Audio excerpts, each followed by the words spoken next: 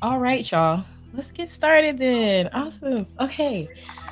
Technical difficulties aside, everybody, welcome to this event. Linguistic Unity is celebrating Latin and Hispanic voices. Thank you so much for coming. I'm very nervous. This is the first time I've done something like this, so I'm just hoping for the best. I'm surrounded by great people.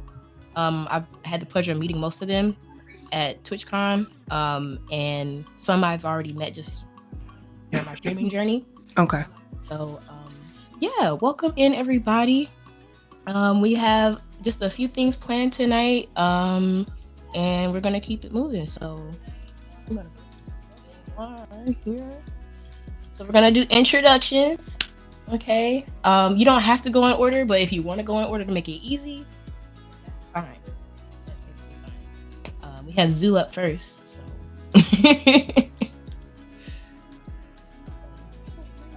First. Gotcha. Do you guys hear me? Kinda. It's like picking up from a webcam audio. I thought something was going on at my end that I couldn't hear. Can you guys hear me now? Yeah. Yes. Yeah.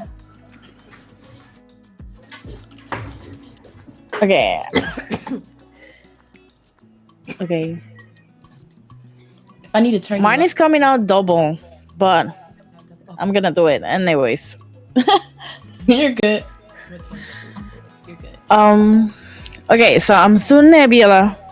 I'm in Twitch. I'm a Latina, Puerto Rican.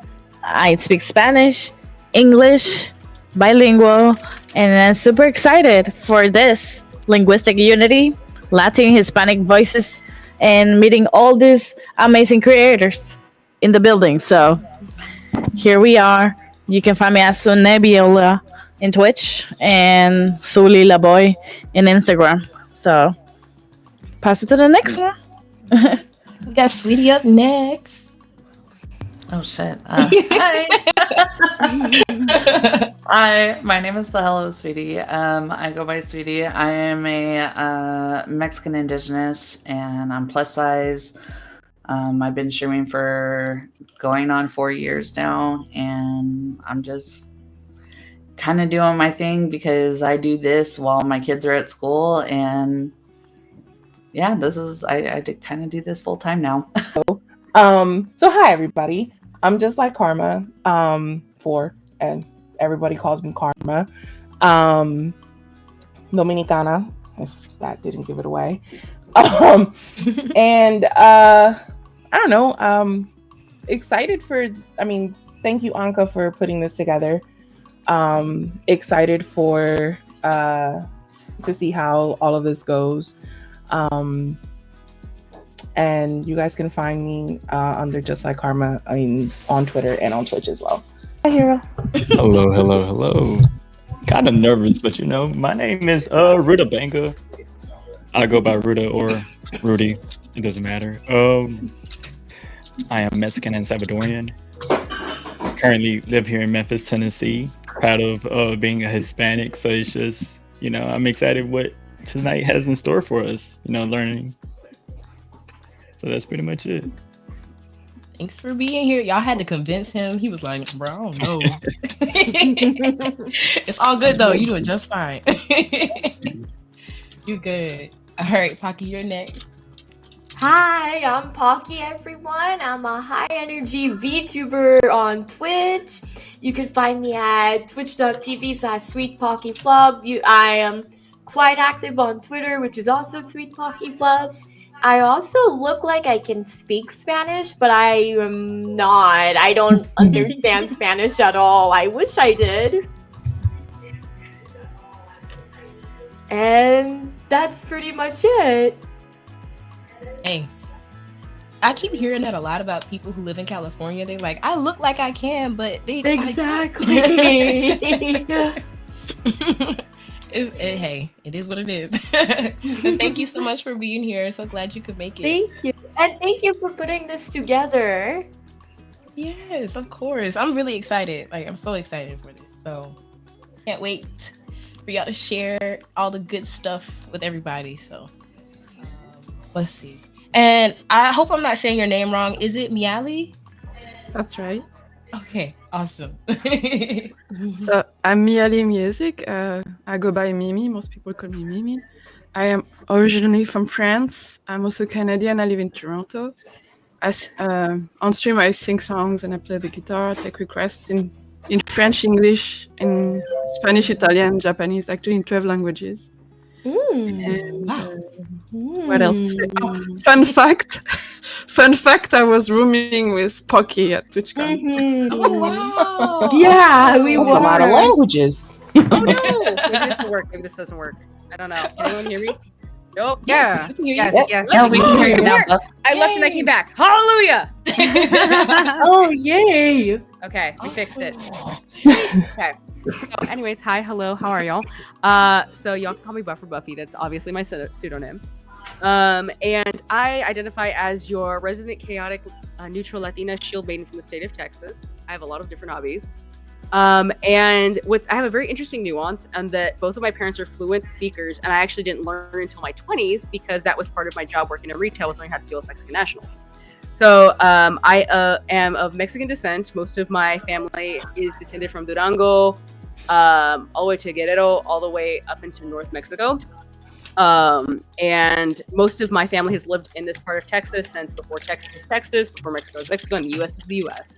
So closest in ancestry, I would be of Nawa ancestry, but if you look at me, I'm pretty damn pasty. So unfortunately, the Spaniards got to my gene pool. So yeah, I have a very unique relationship with language, and that my mom was super apprehensive of teaching me growing up because she had really bad experiences in our part of Texas with racism and prejudice. So I did not have the opportunity to learn until I was an adult. So I am still learning to this day. I am much more quick with receptive language and translating fluently rather than expressive. Nice. So that's my story. So glad we could be here. So glad. Yes, thank you. And Miali, if you want to Finish. no, you're good. A lot happened at the same time. It's fine. Yeah, it's wild up in here. It's fine. So that I'm almost done. I just wanted to say I wanted to learn. So I speak English, French, and German, and I'd like to learn Spanish eventually. Yeah. I don't know. Okay. Okay, polyglots. I see you. Better. Okay. We got Moose next. Go ahead. Hello, my name is Moose. That is MOOSE. It's nice that I was like not the only male presenting person here. So at least we got two peeps here. But yeah, I'm from the Valley of the Sun, aka Arizona, aka the hottest place in the world. And yeah, so I'm a filmmaker and a dancer and a streamer who enjoys anything horror from films to games. And Mexican American, a Chicano, a Latino, first generation. And educated. All right, and I'm done. You can find me at just anywhere on That Young Moose. So any social platform. Oh shoot. Okay.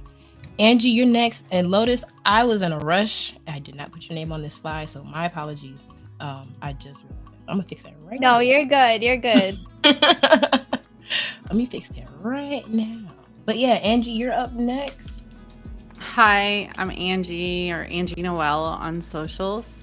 I'm excited to be here. I am an Indigenous educator and content creator. I'm Chickasaw, Choctaw, Mississippi Choctaw in Mexican, which brings me to my Latina roots. I, have grown up around Spanish throughout my life. I just don't have the confidence or the accent, so I refrain from speaking it. But I love being in community, and yeah, we'll give it a shot. Thanks for having me. Thank you for being here. And then Lotus, you're up next. Okay, I'm also a little bit nervous, but just something to clear out. This clothes back here is clean. Okay, I just need to fold it. I didn't have anywhere to put it. Very. Right, we know yeah. it's you, good girl. Do you see my office? Okay, but yeah, my name is Lotus. I'm a variety streamer on Twitch. I am Latina. My mom's side is Mexican. My dad's side is Salvadorian. But I am a native speaker. Spanish was actually my first language, but then when I like entered into school, like a lot of the kids spoke English, and I just kind of picked up on English because of like the kids, and I was learning two languages at the same time, like Spanish and English at the same time. So I feel like my English isn't the best, but my Spanish also isn't the best. But I can read it and write it and all that stuff for both languages. So yeah. Awesome. Skills. That's just pure skills. Exactly. All right. I guess I gotta introduce myself too. Okay. Hey y'all. My name is Bianca, and I am just glad to be here. I started learning Spanish in high school, but it wasn't very great. I went to a PWI, so it wasn't the best, but we had no other choice. We had to take an elective. I didn't want to take home ec, so I started learning when I was 15 years old, and then in 2016 I went to Spain for 6 weeks to finish my Spanish minor for college. That's how I kind of transitioned that into that. So, but yeah, that's all I got. So we can move on and get into the cultural exchange part of the evening. But thank you all again so much for being here. Thank you to everybody in the audience here as well to support these amazing creators. It means the most to me. I really appreciate it, and I'm sure they do too. So make sure y'all follow and support them as well in all their endeavors, and we'll keep going. Oh. All right. So this part of the night is our cultural exchange. So I asked each of us to share just a little bit about their culture, especially of their country, and just one or two things that mean the most to them regarding the language or just their culture and why they love their culture. And then each of us that aren't of Latin or Hispanic heritage to just share why we started learning and go from there. So without further ado, whoever wants to start, feel free to go ahead and just share what you want, and we'll go from there. I will start. Yeah, so basically I don't speak Spanish at all. I know a little bit, of course, but not even the basics, if I'm being honest. I did take a class back when I was in 8th grade, which was over 10 years ago, and I barely remember it. And I think I might have taken Spanish too in high school.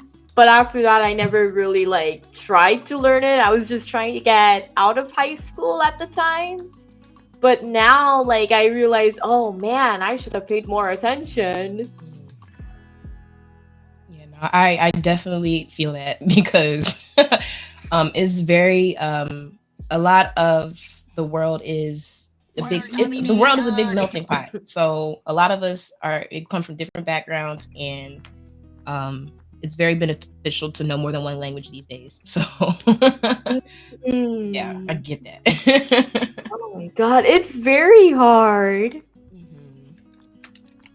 Yeah, I know. In your responses, you mentioned that you're Middle Eastern. You speak Farsi. I could understand it well, if I'm being honest. I grew up in the United States. I was born in Virginia. Okay. So speaking it can also be a problem. I don't feel fully confident in it yet. Oh, that's interesting though. That's hey, I understand. So, but that's really cool. So, I keep losing my words, y'all. Oh no, you're good. ADHD, undiagnosed. I feel no, you're good. Also mood. But yeah, I guess if we want to make it easier, I know Buffy was the first to provide some responses. Oh, okay. First. Okay, so what am I saying? Just share about your culture and just share some of the responses that you shared Okay. with us in Discord and talk about it. So one of the things that is interesting about the culture is I grew up dancing folklorico and flamenco for much of my youth. My mom was actually a maestra, so she was a professional dancer and a dance teacher. She actually did tour with the Boston Ballet, but she danced flamenco and folklorico for many years.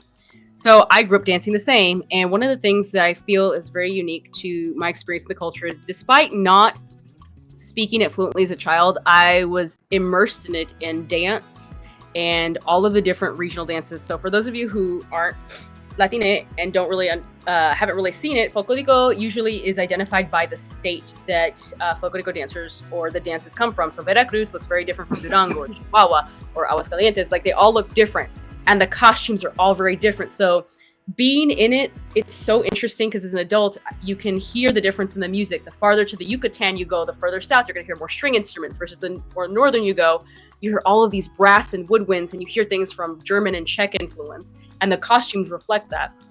So in terms of like Mexican culture, it was very much a melting pot. And as a kid, I didn't see it.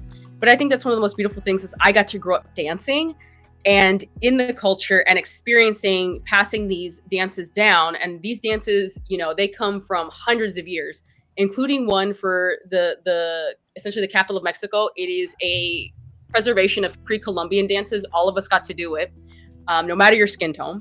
So it was really a very important thing, I think, in still being a part of the culture and not feeling so much like a no sabo kid. And many of you out there know what a no sabo kid is. It basically means a don't know kid. And a lot of the times, kids get ragged on in school by their peers if they don't know enough Spanish or they're not culturally relevant enough. And for me, being a folklorico dancer literally kept me from basically that was my little weird safeguard from being bullied as a no sabo kid, because I was like, well, this is my Jalisco dress, this is my whatever. And part of, I think I labeled my two favorite dances are actually from Veracruz, which is I'm actually not descended from anybody from those states, but I just love it because it's so beautiful, and I love the music and the stories, and there's something beautiful about hearing rincon, which is a very small guitar, or like the harp. And I love Cascabel was my favorite dance to dance, and La Bruja was the second. And for those of you that have never seen it, La Bruja is a very unique dance. You have to balance a candle on your head.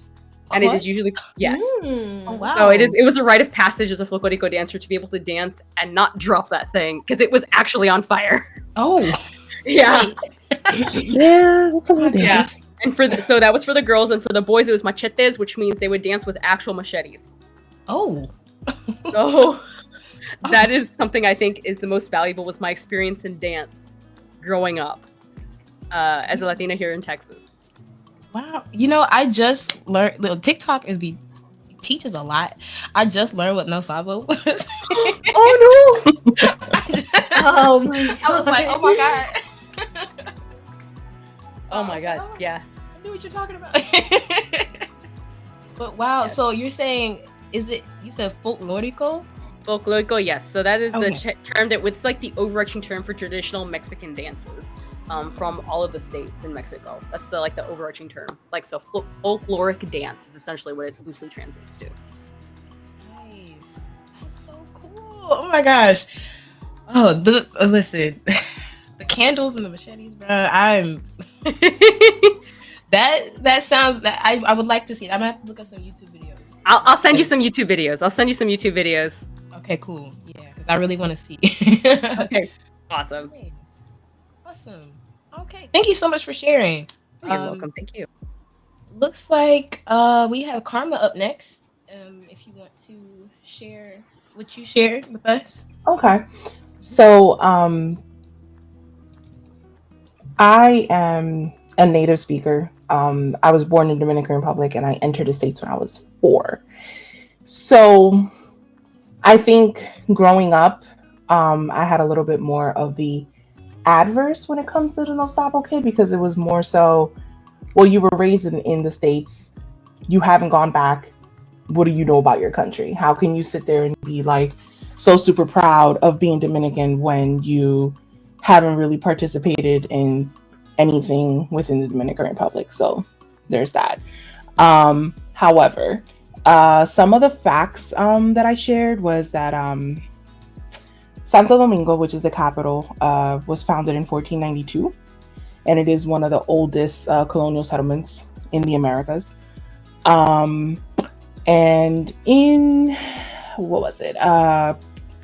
It makes Santo Domingo the oldest city in the Western Hemisphere. In 1990, it was declared a World Heritage Site by UNESCO, which is the United Nations Educational, Scientific, and Cultural Organization. And in 2020, it was selected as the cultural capital of the Americas. Um, the other thing that a lot of folks don't know is that the Dominican flag is the only one that has the Bible depicted on its in its logo or whatnot. Um, and the Bible is actually open to John 8:32, which says, "And you will know the truth, and the truth will set you free." When I first learned that fact, I was like, absolutely not. It cannot be like the only country that was just like, we're gonna slap the Bible on the Right? like, with how strictly like some countries are with like religion and things like that, you would think there would be more that either not so necessarily, the Bible, but would have like, other religious but yeah. So I thought that was always kind of cool. And as you guys know, baseball is a big thing in the Dominican Republic. Many greats have come out of Dominican Republic. To name a few, like Sammy Sosa, Pedro Martinez, David Ortiz. Really, I had no idea. Oh my gosh, Huh?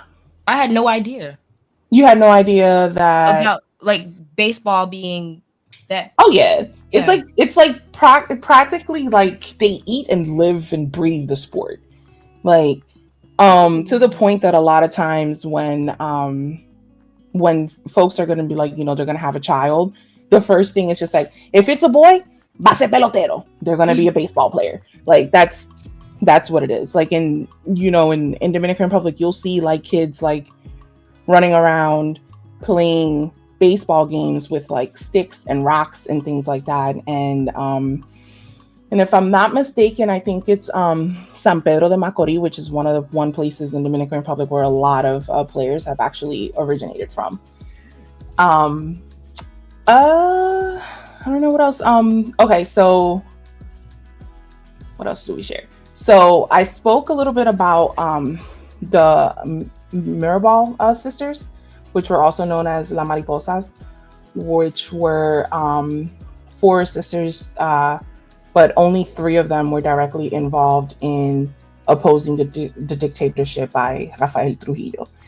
And if you have any Dominican friends in your life, you would have heard Trujillo being referenced to a lot of things. And there's a phrase where whenever you're doing something that is a little bit off or that people believe you'll get in trouble for, they'll be like, Trujillo, ven a ver. And it's basically Trujillo, come and see, because you're going to get in trouble. But, and there's a lot of history there as far as like how he ran the country. Racism was involved. There was massacres of God who knows how many Haitians. He ran the country with an iron fist.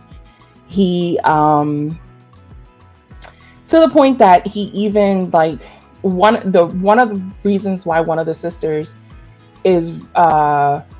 was even so big on the uprising is because he made advances towards her and she denied him. And as retaliation, he got her like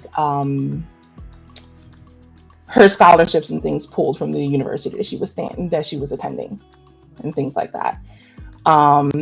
So, and obviously the merengue and bachata are things that the country is also known for, which are, 2 different types of traditional music.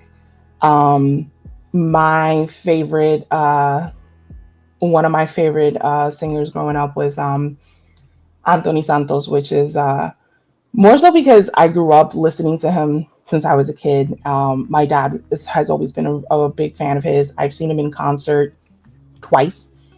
And there is a bachata that he has, which is called Consejo de Padre, which is advice from your father. Father's advice. There we go. That's the other thing about Spanish. Sometimes you gotta like turn things around a little bit for it to make sense. And he basically, it speaks about how he wants the best for his daughter or whatnot, and wants her to kind of take heed to the advice that he's giving about love, relationships, and life in general. My father dedicated that song to me when I turned 15. So usually when it plays, it kind of triggers a little bit of an emotional response. I might get a little misty eyed. Oh, I was about to play it. I'm so glad you said that. Oh my god. So yeah, so it like, and even now, like just thinking about it, like I'm already kind of like choked up. Oh no. But yeah, it was something that it was completely unexpected, and he just like, he played it and then he started singing it, and then he was just like, I want you to listen to the words of this song, and I want you to take the advice that I give you to heart or whatever. Full disclosure though, my dad's a bit of a knucklehead. I'm more of an adult than he is, but that's a whole other story. Do you mind if we listen to it? Yeah, sure. You can play it. I have to go grab tissues. You guys know why now though. Oh, yeah. Wow. So you said one of the sisters rejected the dictator's advances, and he took her scholarship. Yeah, he basically like the short synopsis is he made it impossible for her to continue like her education and things like that. And there was rumors about the fact that he probably murdered like who knows how many like women and things like that for the same reasons. On top of like the other corrupt crimes and things like that. But and the sisters, you know, they put together, they were pivotal in the start of the June 14th revolutionary movement, which also involved their husbands. At one point, their husbands were arrested. And that is actually how the sisters were assassinated. They were on their way to go visit their husbands in jail. And the fourth sister that normally was not really involved in all the political like back and forth decided to go with them as support, and they were, you know, assassinated on the way to the prison. And then the other thing with like the Haitian massacre, he straight up denied having anything to do with it, because what he did was that when he sent his army to do what they did, he told them to use machetes and to just basically chop people down.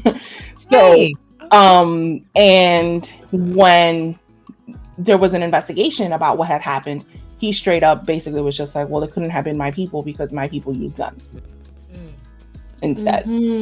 So, and there was a number of how many people they believed were killed, but it ranged from like 7,000 to like 3,500 or something like that. So it was like it was like 7,000 at minimum, and maybe like 35,000 at most that he might have just, and not necessarily just all of like the Haitians, but also like just people in general that tried to oppose him and things like that. And he just,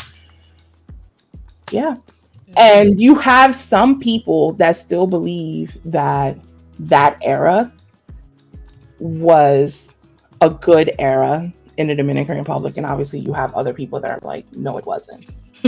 Like what? Wow.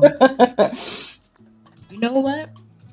Power to those sisters for standing up regardless of the immense pressure, because that is a lot. So wow, thank you for sharing that. Of course. Yeah. Wow. I don't know if I could do that. And I mean, as far as like, you know, the things that I like the most about our culture is the fact that like, no matter how bad things are, and this is actually something that has been expressed by people that go to visit the country, the people always find a way to rejoice in whatever little that they have. And food is definitely a love language. If you've ever been to a Dominican baby shower, you know why. The food is always going to be there, and the liquor is always going to be flowing, regardless if it's a baby shower, a a baby's birthday. Like, it's always gonna be there. But you know, it's something that those are kind of one of the few things that I did like grow up seeing, like our families when it came to the gatherings and stuff like that, everyone went in like, you know, full throttle. And right now, my bad, I didn't mean to cut you off. No, it's fine. Go ahead, Gig. So and right now, because in Dominican Republic we don't necessarily celebrate, although my dad and my mom, who are both living there, have said that they have started to kind of, and I guess you can say that's probably because you have more people visiting the country and you have more people that lived here for several years and kind of have taken some of the holidays back. Because obviously Thanksgiving is not a thing in Dominican Republic, because some people will actually do something for Thanksgiving. But around this time of year, they're already starting to gear towards, you know, celebrating, you know, Christmas and things like that. And everything usually starts in November and it goes all the way up to January 6th. You know, I didn't think about that when I was putting this in, but you know, it is January 6th, unfortunately, which is a Three Kings Day. And that is what marks the end of the holiday season. Wow, that's the day after my birthday. Oh my gosh. Yeah. So cool. But if you want to play the song now, you can. Oh, it's been playing on my show. Oh, it's been playing? Okay. All right, cool. Okay. And if there's anybody that actually wants to listen to it, I can drop the link. Here is, drop it in here in chat, and I will drop it in the here. Okay, in the chat, in the little video ninja thingy majiggy. But I think that's it for me. I don't know if anybody has any questions or anything that I need to clarify on. I have a quick question. It's just a simple one. It's just, are you a baseball fan? And if so, do you have a favorite team? I am a baseball fan. I live in Philly, so I root for Phillies. Obviously, they got 86. But I also grew up, though, rooting for the Red Sox. And I actually lived in about 20 minutes outside of Boston around the time that they broke the curse. And that's kind of yeah. So the Red Sox were like in like the worst like World Series like drought. Like they hadn't seen like a World Series in I forget like how many years. And Pedro Martinez, David Ortiz, and who was it? Manny Ramirez. They were all the ones that were on the team that was responsible for breaking the curse. And they were actually, there's a funny story that I came across a long time ago, where they were talking to David and they asked him about that World Series because it was and then it was against the Yankees. So of course, you know, the eternal rivalry there. And they made a comeback win because they were actually down in the series. And they spoke to him, and there's a story that my dad had actually told me about, and he was just like, so there's a rumor that supposedly the night before they made that comeback win, David Ortiz and Manny Ramirez and a couple of the other players went out clubbing the night before, and that someone asked David, and they were like, how are you here when you have like this really big game coming up, and it's just like, it's pretty much do or die. And he basically was just like, we're gonna win. And they won. Hey, and they period. Won. And they broke the curse. And wow. They broke the curse. They are built different, because the way I would have been asleep the next morning. Listen, who you telling? And knowing how hard they were probably partying, like, yeah, like, but that was like a common thing though. Like they kind of like had like, you know, they had that like reputation for just being like party people back then. I think the rules are a little bit more strict now for players, but they still be out there doing their thing because when Segura used to play here for the Phillies, one of my coworkers bumped into him in one of the local clubs out here called Macumba. And he was just like, "Oh, I saw Segura here." I was like, "Oh, it's not like they don't have a game tomorrow." Right. Hello. So yeah, Y'all gonna be good. It's interesting. Dominicans are built different. They are. They are. And I can tell you there were plenty of times where I went out partying the night before and the next day I was at work at 7:00 in the morning like ain't nothing happened. Can I do that now? I don't know. Maybe. I don't know. Maybe not. Maybe not. I'm talking about like being out to like 3, 4, 5 in the morning and then going home, sleeping for like an hour and getting up, taking a shower, grabbing a Red Bull and telling like my coworkers, find me a breakfast sandwich and the biggest cup of coffee you can find so I can pull out this shift. Like, yeah. That sounds like majority of us at TwitchCon. Yeah. Exactly. That's hilarious. Yeah. So Wow. I mean, I haven't really done any like serious partying since, you know, like I used to back in like my early 20s. Kind of more because it's like out of my system. Mm-hmm. Now it's like 9 o'clock hits and I'm like, is it time to go to bed yet? Like, you know, like Right. it's also something after you hit 30, it kind of just. I'm looking forward to it. I turned 30 in January, so I'm not looking forward to it. I turn 30 next August. Oh, what? Enjoy it while it lasts, because your knees gonna start popping. Oh, the moment you get close, literally the day after you wake up, it's gonna be like, oh my god. Don't remind me.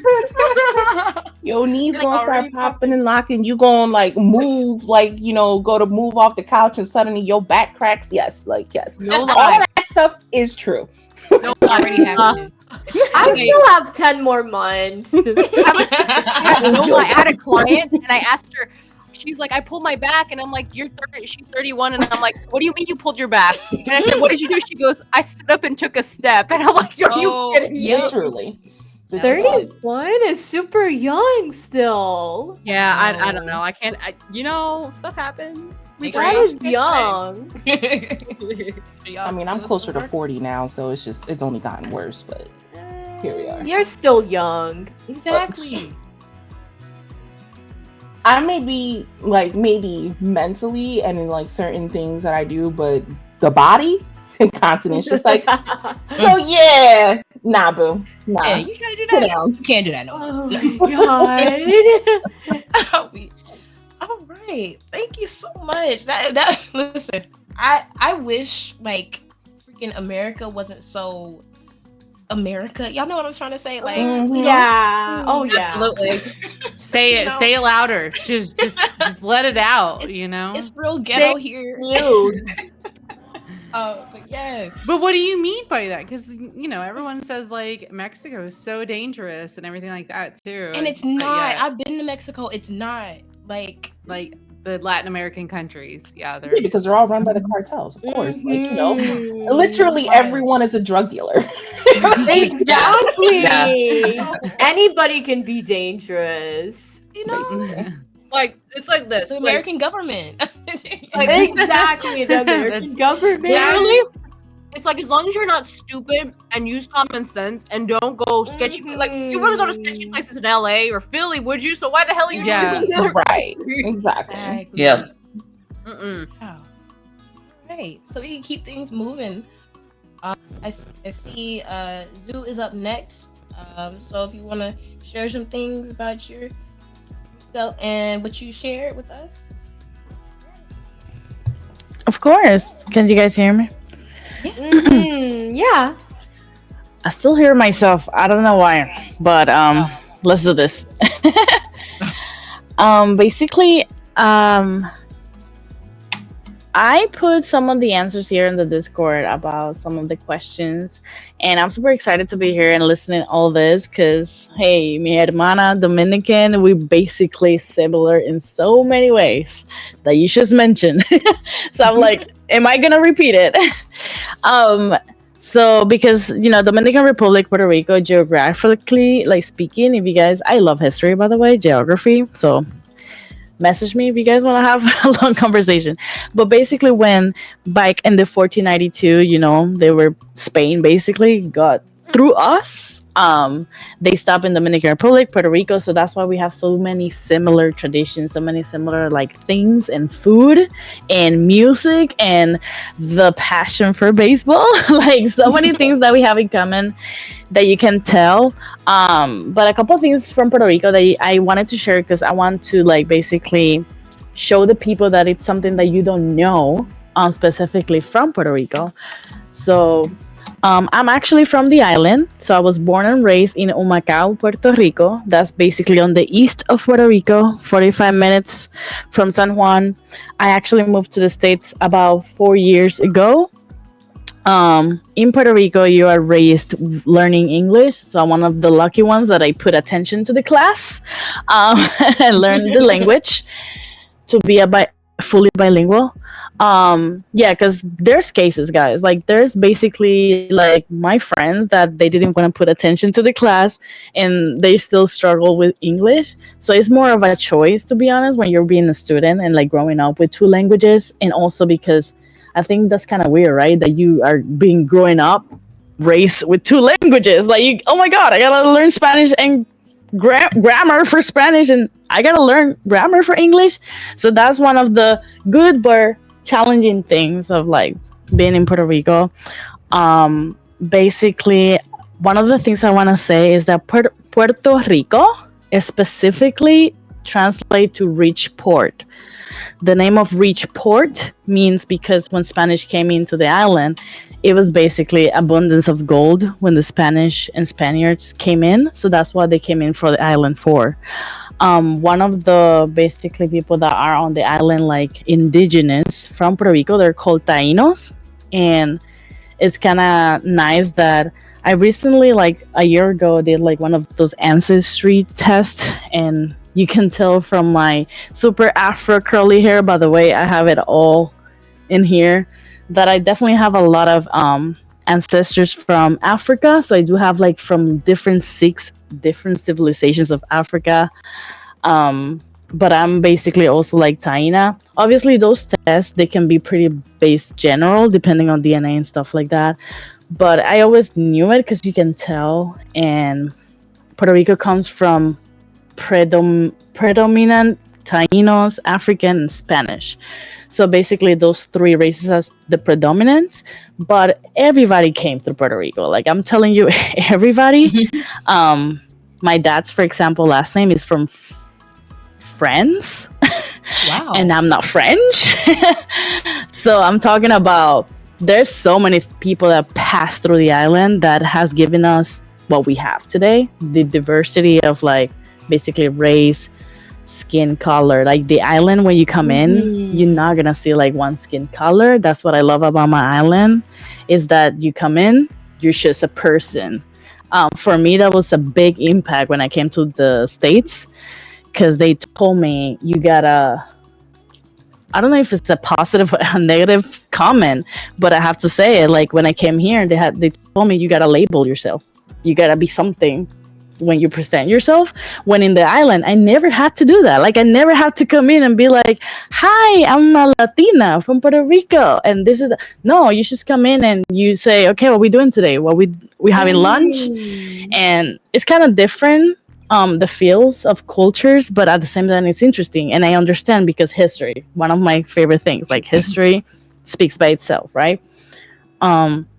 Another thing I wanted to like bring in is like from Puerto Rico is one of the two most famous drinks that you guys drink all the time. It was invented in Puerto Rico. And one of them is piña colada. You guys always already, give me a piña colada. Give me a piña colada. Well, guess what? That was invented in Puerto Rico, in San Juan. Debatable San Juan, because there's some like towns in Puerto Rico that they used to do the same traditions of the piña colada. But yes, piña colada was invented in Puerto Rico. It's one of our national drinks. And in Christmas, we do coquito, that a lot of people love it. And they also have like make coquito differently to taste differently. So I'm talking about like, you guys can order everything from Puerto Rico, I feel like those two have in common that they're basically like, I don't know, like cream, milky. So yeah, Puerto Rico, piña colada, coquito, they're kind of same base, being all creamy drinks. Puerto Rico. That's what I love about facts about my country and where I come from. Something that I love about my culture is that in Puerto Rico is that we're super caring and passionate. Whenever somebody comes to the island for vacation, for example, they you can tell like they receive you like you're part of their family, like you've been there for years. They sit you down, they give you a plate of food, they give you a drink, and they say, buen provecho, like good morning, like the caring thing is what I love a lot. And whenever I bring friends, because yes, I've been bringing friends to Puerto Rico, so let me know. I'm the best guide because I know all the places. I always bring them, and I always, take them to places, and I just leave them there, and they say, "Oh my God, people are so nice! Like they receive you with love, and they're like super like huggable." So that's the reason why I'm like this, like why I'm so friendly. When I go to TwitchCon, that I met the amazing host of the event, I hug her right away because it's part of my culture. That's how I am. We honestly, it's super sometimes different, obviously in different cultures, like how you are like that, but feel free to go to Puerto Rico, you're gonna feel the love. So that's why one of the things that I love about my island. The other thing is that something I wanted to bring, nobody knows this, but Puerto Rico, as you can tell, is super built on Africa ancestry. And one of the things that I would love to give a history class if I can is that until this day, we still dance, play musical instruments, and make music out of bomba y plena.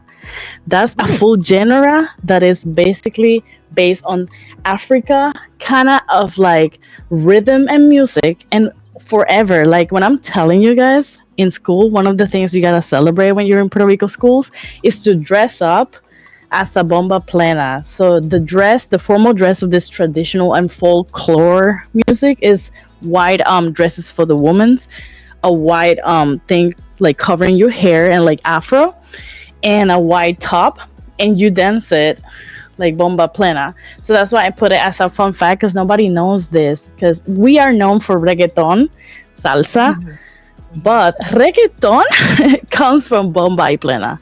When you hear a song, I actually put some titles in the Discord and I can share it if you guys want.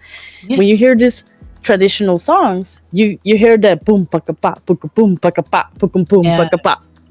Reggaeton came from that. And nobody knows that that's basically our Africa ancestry through the folklore of Puerto Rico island. That it was built back in the 1500s. So it's super nice and interesting. So I wanted to bring it up because not everybody knows about this bomba plena. Nobody hears that. If you go to New York City, I was surprised. There's fellow Puerto Ricans that they teach how to dance bomba plena. So if you ever go to New York City, take a tour, take a class, and you're gonna have so much fun. You got me ready to travel right now. The other thing is that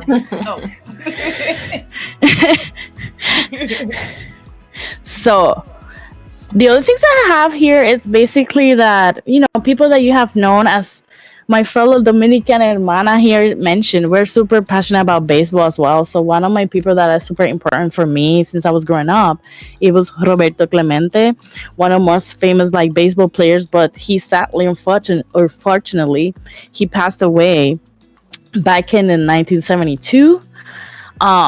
And the reason that he passed, I'm not even lying, my dad collects all his baseball cards.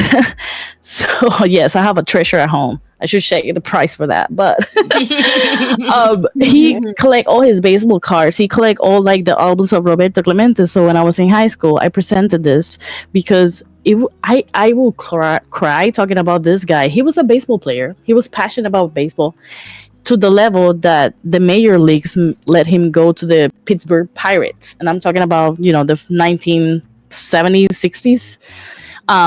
And when he was playing for that team, when he was off season, he will always work in charity. So he will always be helping other people. And this is like crazy that the fact that he died was because he was on his way on an airplane to Nicaragua, because Nicaragua was just recent to have an earthquake. So I'm so sad when I'm like, reading his story, because I'm like, he died doing what he loved, but I would love more humans like that in the world, like, when you get that feeling like people like that should be lived for like 200 years, because wow, like he was a baseball player, he was passionate. Back then I think the baseball players used to play not even knowing English, just straight Spanish, but the baseball players want a good player to get them to the major leagues championship. So basically they got him even though he didn't know a lot of English, and he was always like caring for people. So that's the way he died. Like he literally died just getting food to the earthquake Nicaragua event that happened back in the 1972s. So he's a super important historical figure that I wanted to bring up. And other than that, my favorite songs are on the Discord.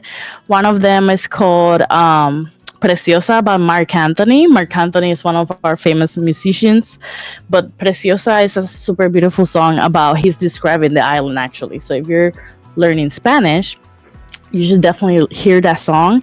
He's describing the island in his way, saying like about the ocean, about the waves, about the air, about Puerto Rico people.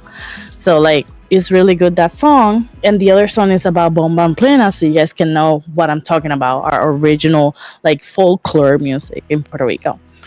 And other than that, I love music, dancing. You can find me dancing salsa anywhere in the streets whenever I'm super happy. And one of my favorite things is about the food. You guys, my community actually, when somebody follows me, they're part of my plantains. Aw. So cute. I have a little thing or two So about plátanos. I started putting that into myself in the streaming. Plantains are my favorite thing. So whenever somebody joins, it's a lovely plantain. So plátano, mofongo, you call it. I love it all. Cafe, I love cafe. You always find me with a coffee. And that's kind of like, it's so nice that we're so similar in the Caribbean islands, but at the same time we have our unique stuff. So that's what I wanted to share. Oh my gosh. I'm just listening to y'all. I'm a very emotional person. I'm just like holding back tears because I'm just like tears of joy though, because I'm just like listening to like just like you. So like I really like listening to historical things, and I'm just like I'm ready to travel. I'm ready to eat. Listen, I'm trying to gain weight. I know where to go. All right. I know where I'm going. Eat, you say, huh? Listen. I'm not gonna get in on you, but I do have a question for Nebula. Yeah. Maduros or tostones? Oof. I love maduros more than tostones. Okay. So okay. I'm gonna get into the explanation. So maduros is when the basically when the green plantain has pretty much gone yellow to pretty much almost black, and when you fry them, they have like a sweeter taste, and they are a little bit more they caramelize a little bit. And tostones is when you double fry the green plantains. You fry it the first time after you slice them into rounds or whatever, then you smash them and then you fry them again. I prefer mine to be like super thin and crispy. I'm definitely more of a tostone than maduros person, but I think that's also like a Dominican and a Puerto Rico thing. Puerto Ricans tend to go for maduros more than Dominicans do. But yeah, and we should mention that we do mofongo, but you guys do mango. Mm-hmm. So when we are like talking about food, it's so similar that we both cook from plantain. Yeah. But they do mango, which I love, by the way. I actually live here around New York City and New Jersey. I'm always ordering mango all around. Or like mofongo is more of a dry kind of food meal, but mango is more soft. But they're both cooked from plantain, but one comes from Puerto Rico mostly. Like this is the tradition, mofongo in Puerto Rico, and mango like Dominican, like more food tradition. So it's kind of nice. Dos tres golpes, huh? Or los cuatro golpes when you have the avocado on the side. Yep. Oh, okay. I don't feel so bad anymore because I was like, I don't really like the green plantains that much. I was like, I got some one day by accident, and I was like, okay, it's gonna taste this. It did not taste this. I was like, did I do something wrong? No, it's definitely like an acquired taste. Like, for example, like my fiance, he doesn't really necessarily like the plantains all that much. Like, he doesn't really eat the mango. He may eat the totones when I make them because they're fried, but it's not something that he normally would eat. He didn't grow up eating any of that because he's black. So but my daughter, I make mango and she's destroying it. Those are things. Yeah. And because of where we live right now, because we're outside of like the Philadelphia area a little bit, it's a little harder to find certain things. So when I do get them, it's like we're practically in heaven. Gotcha. Nice. Oh man. Oh, this is so exciting. I don't understand how happy I am right now. Thank y'all so much. Oh, all right. Does anybody else have any other questions for Zoo, or can we move on to the next? I'm gonna take that as a note, and we can keep on going. All right. So Miali has shared some things. And I'm really excited about what Miali shared because although they are French born, she told me that she sings in 10 other languages, right? So if she wants to do that for us. I could do one song, but don't judge my Spanish because I don't speak it. Hey, it's all good. Do you know It's Manu all Chao? good. Anyone knows I Manu don't. Chao? Wait, that song you shared, I think Manu I'm Chao is familiar a with the artist. French and Yeah. slash Spanish musician, singer-songwriter, and he sings in Spanish and English and French. Okay. I hope this sound is gonna come up okay. We'll see.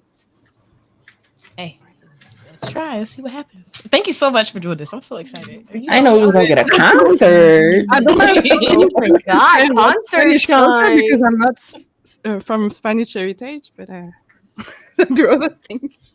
Sure, it's gonna be amazing.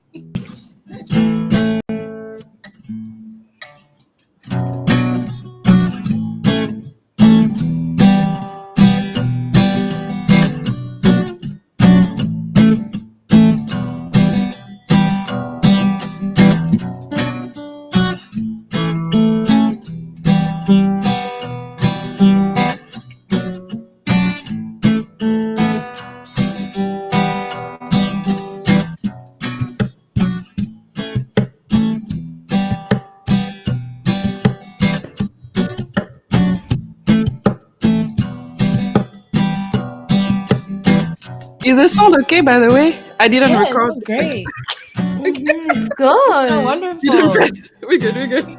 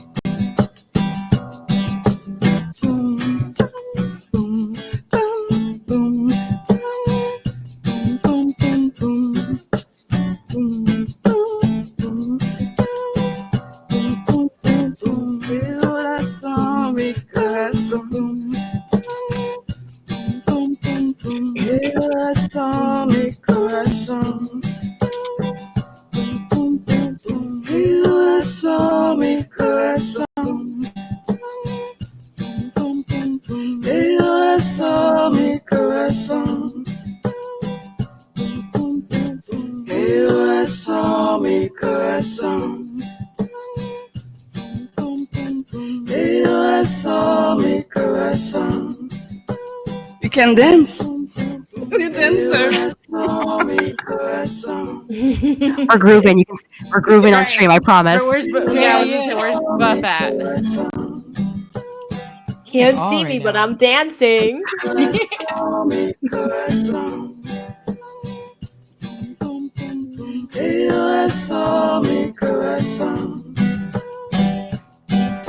Me gustan los aviones, me gustas tú.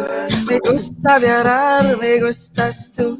Me gusta la mañana, me gustas tú. Me gusta el viento, me gustas tú. Me gusta soñar, me gustas tú. Me gusta la mar, me gustas tú. ¿Qué voy a hacer? Je ne sais pas.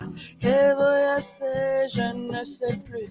¿Qué voy a hacer? Je suis perdu. ¿Qué corazón, mi corazón? ¿Qué corazón, mi corazón? Me gusta la moto, me gustas tú.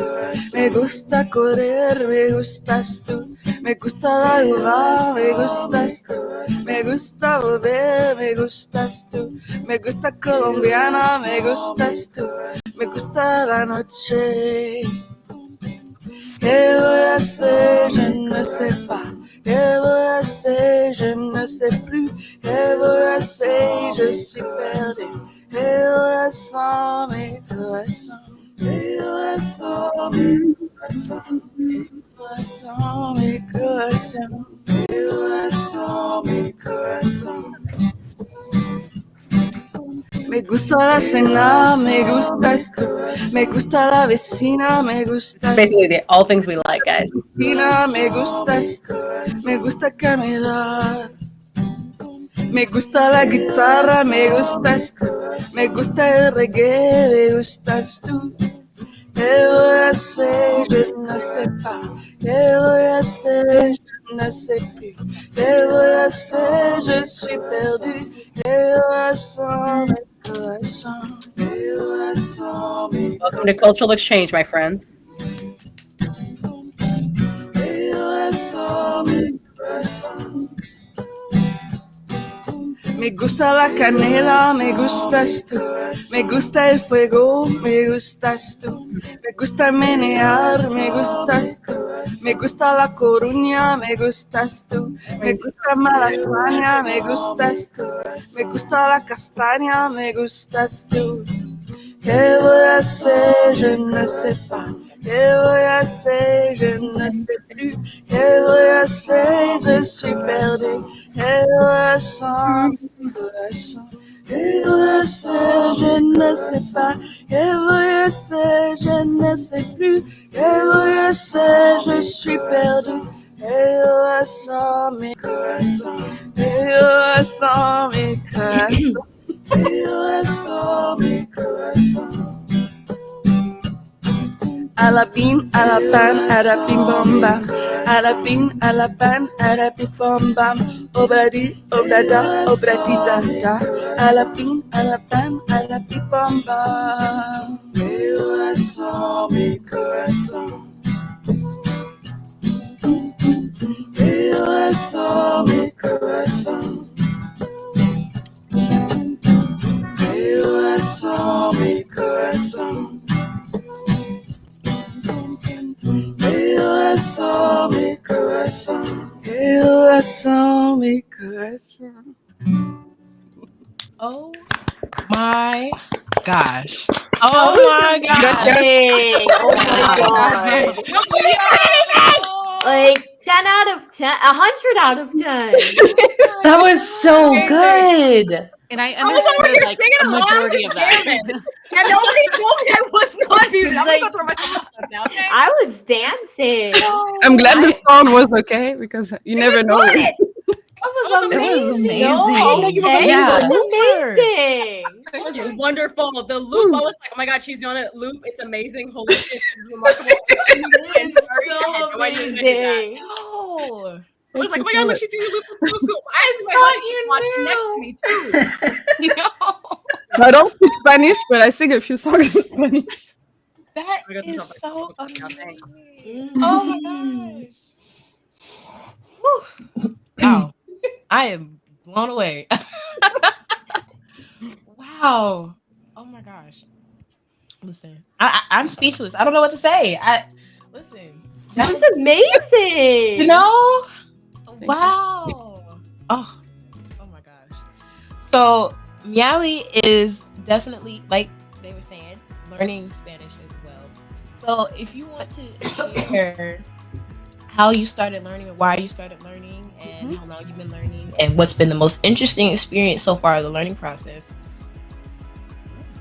To that.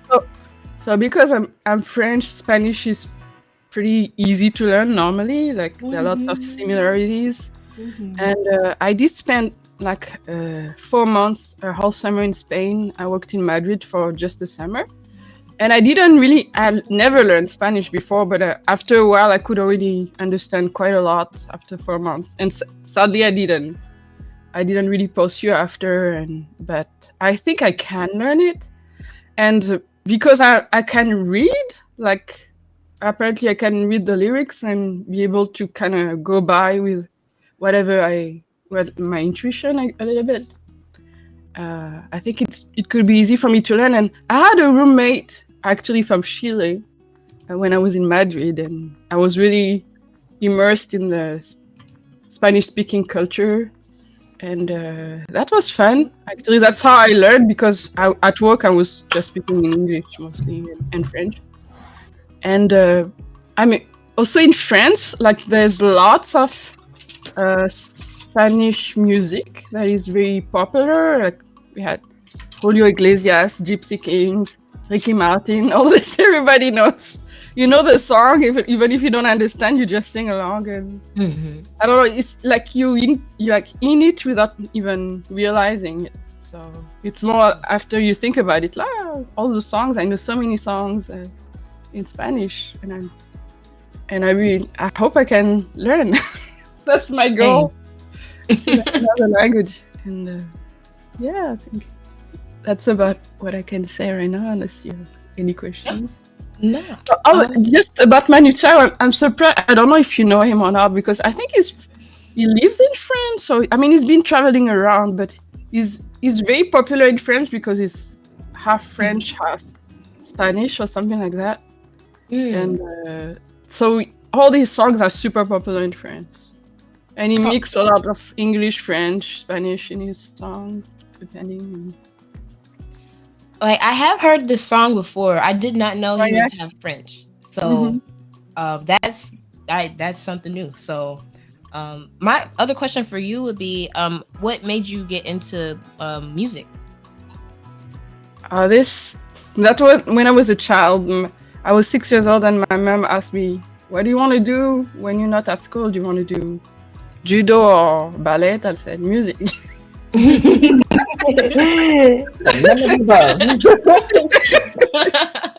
Yeah, I don't know. And my parents, especially my dad, has always been listening to a lot of music all the time in the car at home, and a lot of different things, like more world music, country music, French music, a big mix, and that's why I'm so eclectic too. And music has always been part of my life. Like my ear has always been used to listen to music and very different styles and genres, and I have to ask, do you have perfect pitch? I don't think so, but I don't know. I don't know. I mean, what do you mean by perfect pitch? Like, can I? Like, the way I understand it is you can basically any note, you automatically know what it is. Like, you don't have to. Oh no, I don't think so. Because I know there are two things. Like, you have perfect pitch, and there's also the other one, relative speech. Yeah, relative. Yeah. I'm more relative. Like, if I listen to, for example, to a few things, I can do it, but I don't know what it is, but I can repeat it. Okay. Got you. That's so awesome. Oh, thank you so much for that. Thank you so much. Honestly, when I heard you said the artist, I didn't recognize it because I'm bad with names, by the way. But when you start singing, I was like, yes, I know that song. I sing that song at school all the time when I was in Puerto Rico when it was launched. So I love it. It's classic. I'm gonna make sure I clip that and send it to you because that was.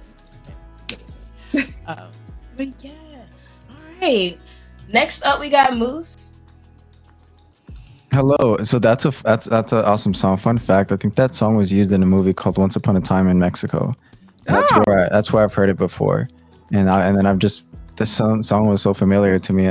Like I said, just the artist didn't pop up for me. It was the lyrics.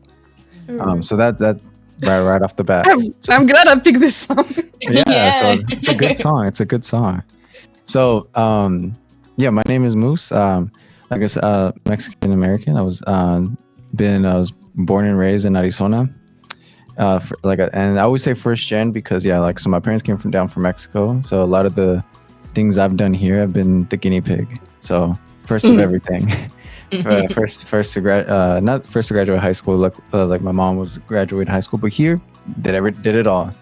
I'm a native speaker, so Spanish was my first ever language. I learned it, and I picked up English as I got older. And I was in I thought I was. So there's a fun story about me being in summer school as a kid. I was like, oh dang! I was like, that means I'm pretty smart. I get to take extra classes.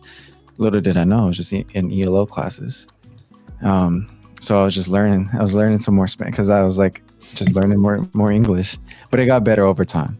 So that's just a little bit of background. And I wanted to go about some facts on Mexico. So because I'm a filmmaker, I based off some of those things.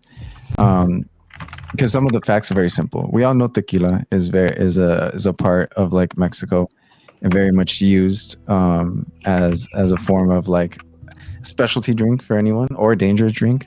But Favorite a lot drink. Or favorite drink, yeah, or so tequila and mezcal are from Mexico. It is used by like the plant agave. So if anyone doesn't know, that's like something that is always rooted down there. And one of the biggest things that's been taken by storm over the past like almost 10 years is avocados. Avocados are grown a lot of places, but they're definitely grown the most in Mexico. Those are just a couple, like one of the few facts here. But some of the historic figures that are Latin and Hispanic and any of that nature is that as of late, like Mexican culture is amazing, but when it comes to cinema, it's even better. Some of my favorite movies have been from all over the world, and some of them have been by Mexicans. And to point out, in the last decade, I'll put it on my notes here. In the last decade of the Academy Awards, 3 Mexican directors have claimed the Best Director title, winning a total of 5 times. Notably, 2014 marked the year that the first Mexican filmmaker took home the award, which his name is Alfonso Cuarón. So he's made a lot of movies. I think most notably I think he's worked on, what was it? Roma was the most recent one, which also starred Yalitza Aparicio, when she was the first indigenous Mexican American woman to be nominated for Best Actress back in 2018. And that was a big deal because all these things I'm saying is that this is still very recent. So the past like 70, 80 years ago, there was no voices like that. And the fact that they're still first of this, first of that, it just sparks the amount of like, we still got a lot to go. But it's amazing because not only from just filmmaking perspective of directing and acting, there's been cinematography. And cinematographers like Emmanuel Lubezki, who's probably filmed a lot of your guys' favorite stuff, or at least something notably, has won the cinematography award 3 times back to back to back because of how good he is with the camera, back in 2013, 14, and 15. So those are some of the facts that I like to spit out because I like just talking about film. But yeah, so those are for me. Like another fact for me, I'm just rambling, yapping. You're good. What are we here for? That's what we're here, exactly. So some of the traditional or non-traditional. We're here to listen. Yeah. So some of the traditional and non-traditional things I like to do is that. So I grew up with a lot of obviously Latin music. It could be all sorts from like corridos to Spanish rock. So many of you like heard like Maná, Los Bukis. I get confused because my hair is long, so they call me Lil Buki. But that's music that I grew up with, so it's all kinds of music, and different parts of my family listen to them. So like, mom grew up listening to like a lot of like pop music, or like a lot of emotional like Spanish rock music. So like Maná, like Camila or Paulina Rubio, like all these other artists that were like not maybe as mainstream generally speaking, but mainstream to them. And for me, I grew up listening to their Mex. For me, they kind of impacted me how like other people impacted Selena. But for me, it was the Cumbia Kings. I thought they were dope. I thought they were cool. And they had a lot of new type of wave of as far as like type of sound I wanted to listen to as a kid. And little like this isn't a Mexican culture for me, but he was such an influence to me that I got a Yankee hat because of him, and it was Daddy Yankee that inspired the hell out of me as a kid. That I like had, and this isn't Mexican culture; it's just Latin in general. It was just like one of the biggest faces of like Latin music in general. When I heard Gasolina for the first time, it sparked something like no other. But that's neither here nor there. But it was great. So like I said, yeah, music is a big culture of mine. Like you can listen to Saturday mornings in piano. That's how you know shit is real. Like it doesn't matter. Like if you went out on Friday night, you are waking up on Saturday morning a limpiar. And music is blasting, but you're having a good time. It's a good time. And because I'm still like with music round, obviously a lot of you may know or may not know about so when it comes to like mariachi music, which is a big part of like Mexican culture, it can be used to celebrate your birthday. So las mañanitas. It's every whoever's birthday here or a family member's birthday, we play las mañanitas. And obviously one of the biggest things is el grito. El grito is such a big thing here that almost everyone that is Mexican has done it or does do it. It's in their blood and it's bound to happen.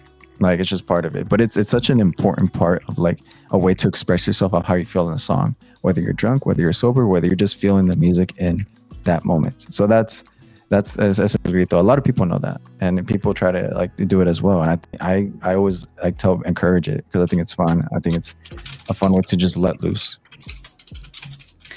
And I think another thing that was mentioned here, it says, because we talk about food a lot. I think Mexican food, we know it's great. It's like it's awesome. It's almost tamale season, so like it's very popular here, especially in the Southwest. Like I don't miss. I was like I can go any corner. Una taqueria is right there, or I can go any corner. A Sonoran dog is over there, which is like big over here in the Southwest.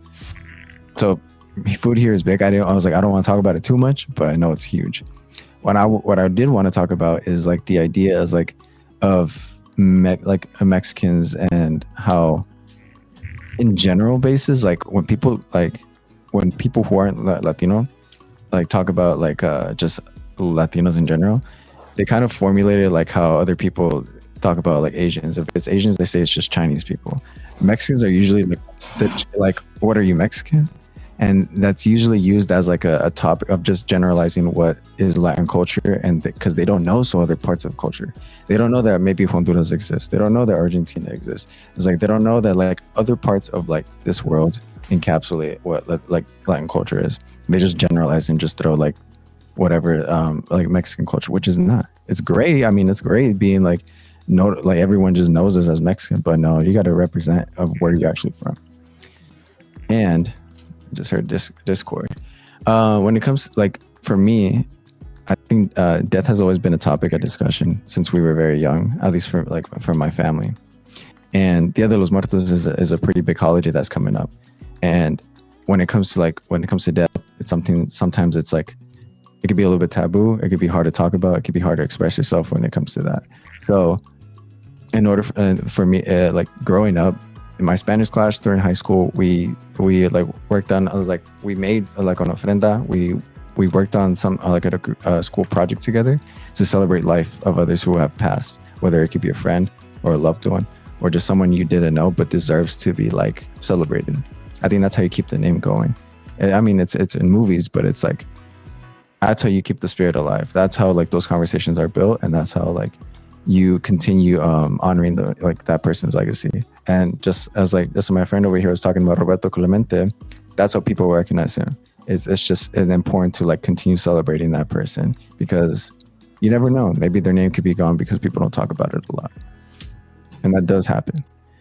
And last but not least, like I said, vibrant colors are part of the culture. Saturated colors whenever you go to Mexico, so much so that every time that you see Mexico depicted in movies or TVs or things of that nature, it's in yellow.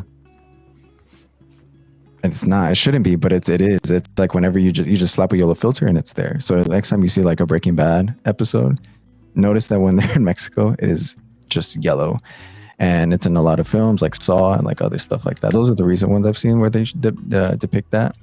But that is something I've noticed, a depiction of like what people think Mexico is. But yeah, that's a little spiel of some of that stuff. Yeah, that's it. Musa's name for Alto.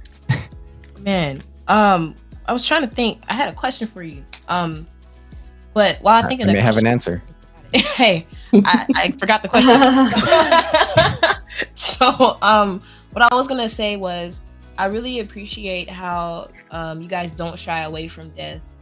Me personally, I do shy away from it. Just because, like, I don't know. It's like, I guess in just basic American culture is like shied upon. Like, you should talk about it. Like, just very sad and morbid. Yeah. And so I really appreciate that y'all view it the way you do, and you got to continue to talk about your family members so you don't forget them. That's really special. So yeah. What was the other? Okay, I remember the question. So for the filmmakers you were talking about, what movie do you recommend that we watch? It was I was looking it up right now because it was like back in 2013. It was a space movie, and it was Gravity. So it started Sandra Bullock. That's one. It's like a mainstream movie. It's pretty big. Has really good like cinematography. Roma's a good one if you like black and white film. It's long. That's something if you enjoy things like that. Y Tu Mamá También is also a really good one. That was like one of his younger works. It started Diego Luna and it's like in what's his face? Gabriel, I think it's Gabriel. But it was the twins, like basically like Mexican brothers now. Like they're like in their late 40s. They're basically like big time at this point. Y Tu Mamá También is really good. And then another one from not him, but in general, just any Guillermo del Toro like film. Pan's Labyrinth is a really good one. If you any part you pause in a film, it's like a painting, and I think that was one of like a good depiction of it.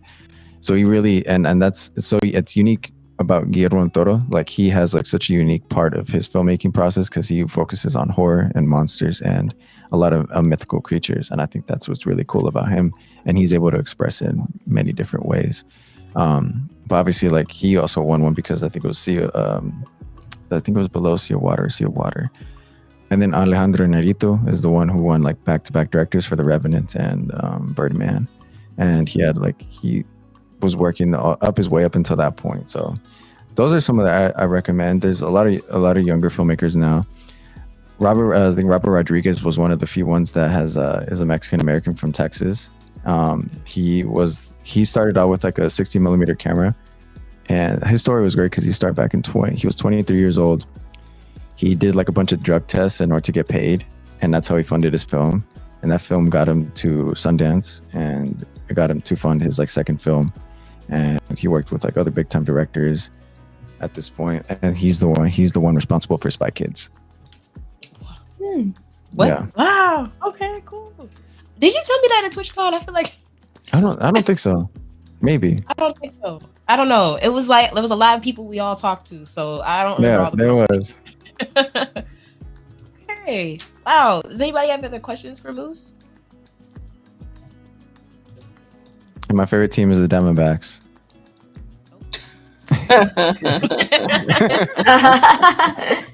You know what? Can we hear your grito? Because of course everybody has one. I do. Hold on. Let me see. it is. Hold on. And I know there's people in this house too. They're gonna be like, "¿Qué está haciendo este güey?" Hold on. Let me lower it a little bit. Let me do some Sharpay. Beautiful. All right. They go on mine, but I'll do it. There you go. There you go. There we go. A little short and sweet, but it works. Nice. All right, my mama's yelling. Maybe she heard you. I don't know. Maybe she did. Maybe she didn't. Who knows? Nah. We can Thank be you. loud. We can Hey. be. Don't No make us wrong with crash that. out.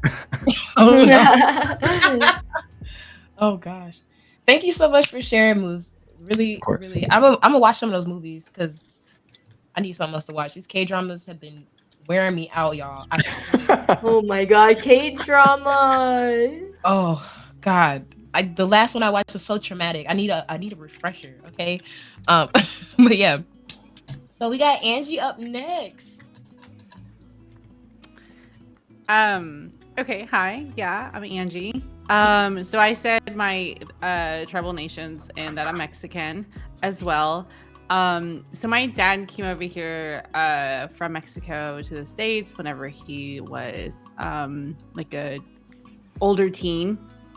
And so unfortunately we lost a lot of family roots back in Mexico. And he was the youngest, and so they all have passed since then. But one of the things that was really cool about growing up is that he made a family here, you know, where I was immersed in the cultural.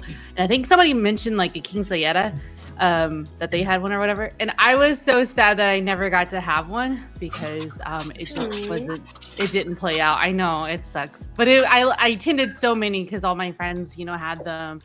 And I was always like, man, I'm gonna get some money. Like they pin it to my dress. Like that's so cool. And then yeah, I didn't get it, but it's okay.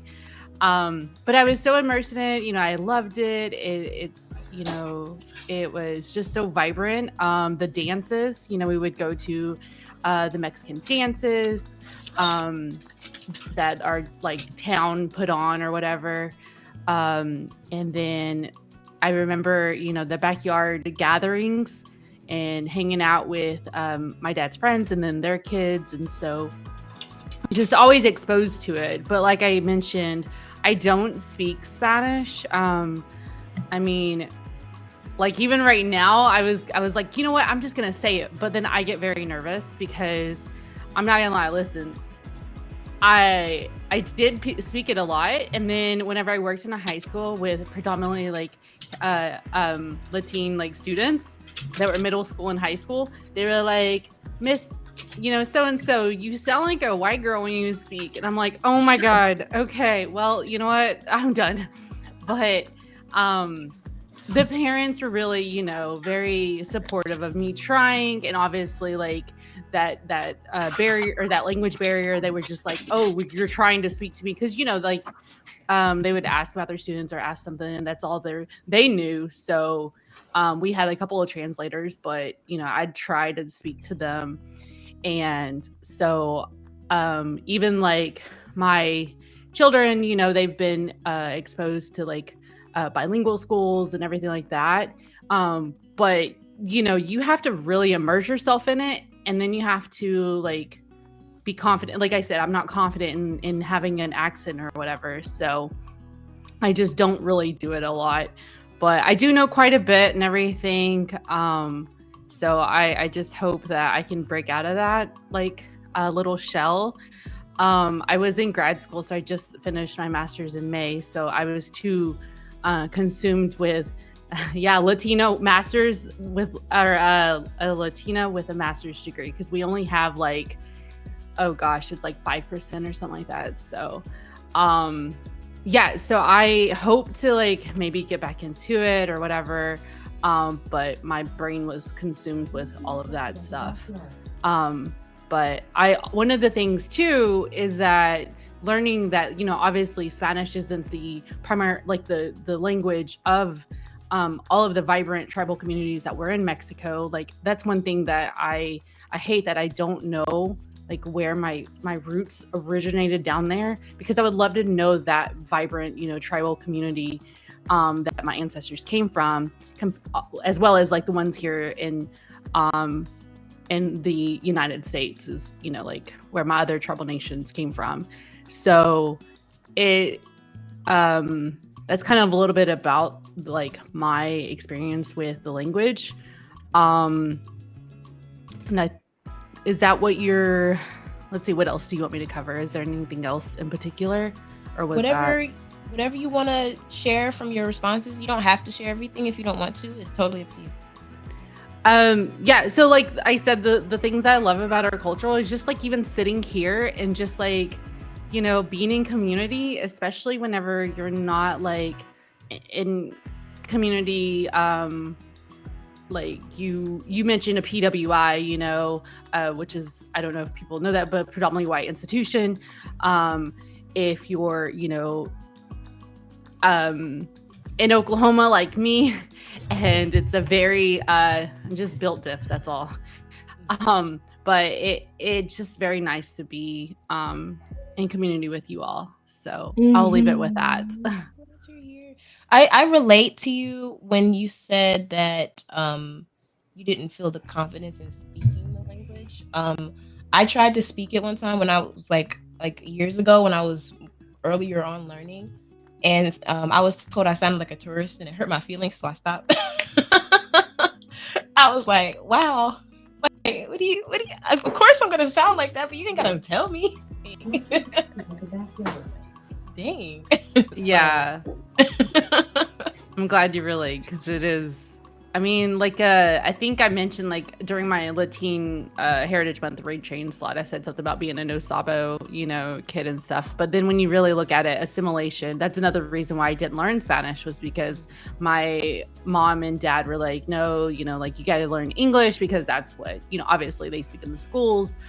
So not only did I lose my like my Chickasaw language, I lost, because my grandparents were, you know, they spoke that language. But English, they were always pushing English, you know. They went to boarding schools. So, yeah, it just, assimilation. Am I right?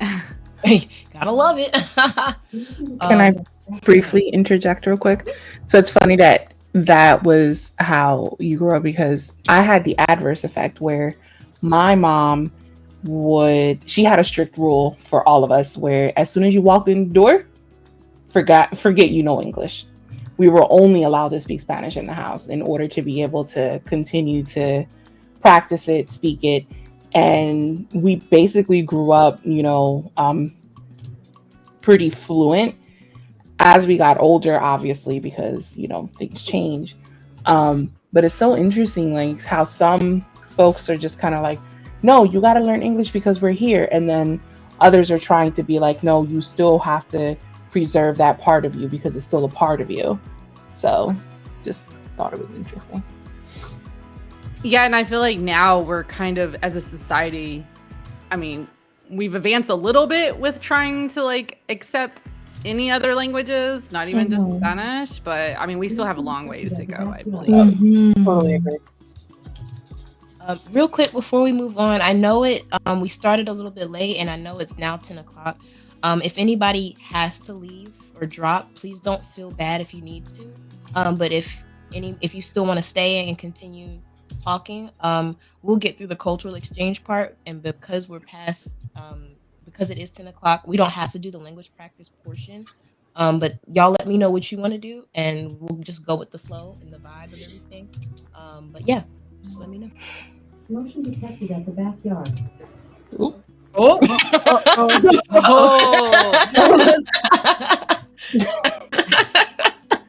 You good? Be careful. Y'all safe? Horror movie incoming. No joke. Right.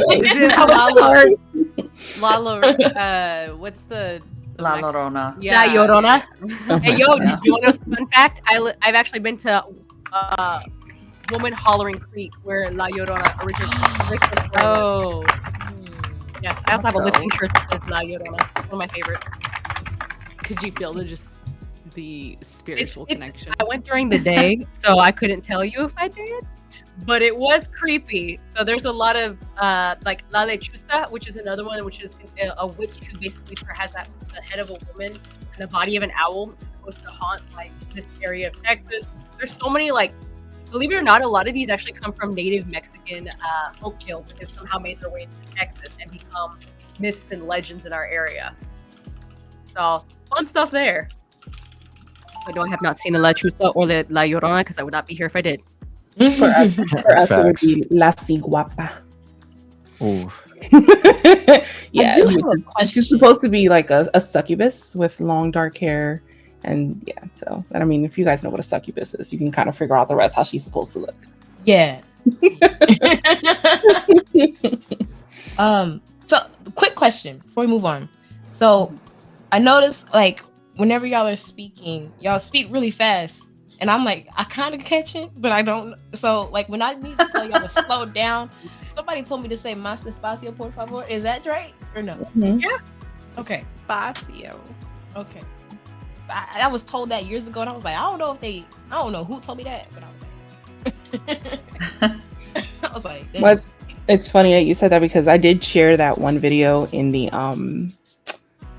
Discord, which is a bit of satire just about some of the different accents from different countries or whatnot.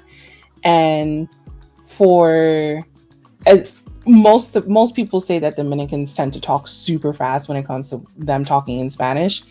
And in that video, if anybody watched it, or maybe we can play it at some point, she brings in someone else to do that part because she was just like, I'm not even going to try.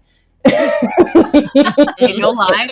We had an event. The owners of so I work at like a private training gym, and there's a tent place next to us, and they're owned by people from Puerto Rico, and they had a Puerto Rican food truck, and I actually was like, okay, I'll be fine speaking, and then just going off, and I'm like, what language is this? I had a moment. I was like, okay, compose yourself. You can do this. You can ask for food.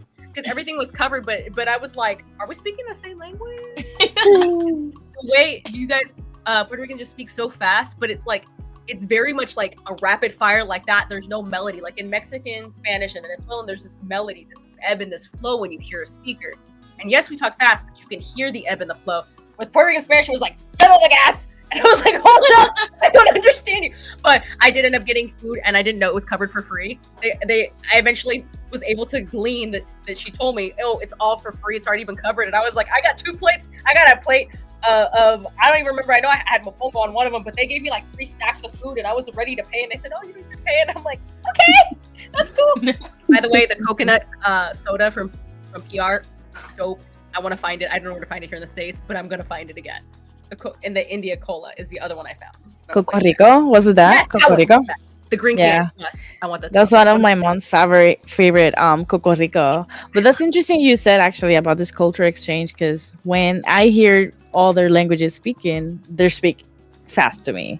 So like my first time trying to hear English, oh yes, I was like, okay, you guys are speaking super fast. Really? But you can tell I've been here 4 years. Believe it or not, when I go now to Puerto Rico, my friends are like, are you from the US? They just making fun of me because now I can speak English, right? My first language is Spanish. But yeah, I think it's because of the language and how we speak it. Because my boyfriend, he's actually born and raised in New Jersey, and he's a Boricua, but he's a no sabo kid. So that's the normal term. It is actually a normal term to call it that they are from the culture, but they don't know they call, I don't know when they invented that, right? The no sabo. It's like the 2000, later 2000. Yeah. So he's like that, and he literally always is laughing when I get in the games here on Twitch with my fellow Puerto Ricans, and he's like, I cannot understand nothing you're saying. You're going like that, and I'm like, I think it's when you're comfortable with your friends, exactly like this. You're just vibing and saying, hey, blah blah blah blah, like what's up, like so fast that he's like, oh my god, you're going super fast for me to understand, and he understands Spanish because his mom knows, but like. Yeah, I feel like it's depending how comfortable we feel with languages and stuff like that. I love that somebody in my chat just said, every Puerto Rican I've ever met speaks Spanish like they are getting charged per second of speaking. They're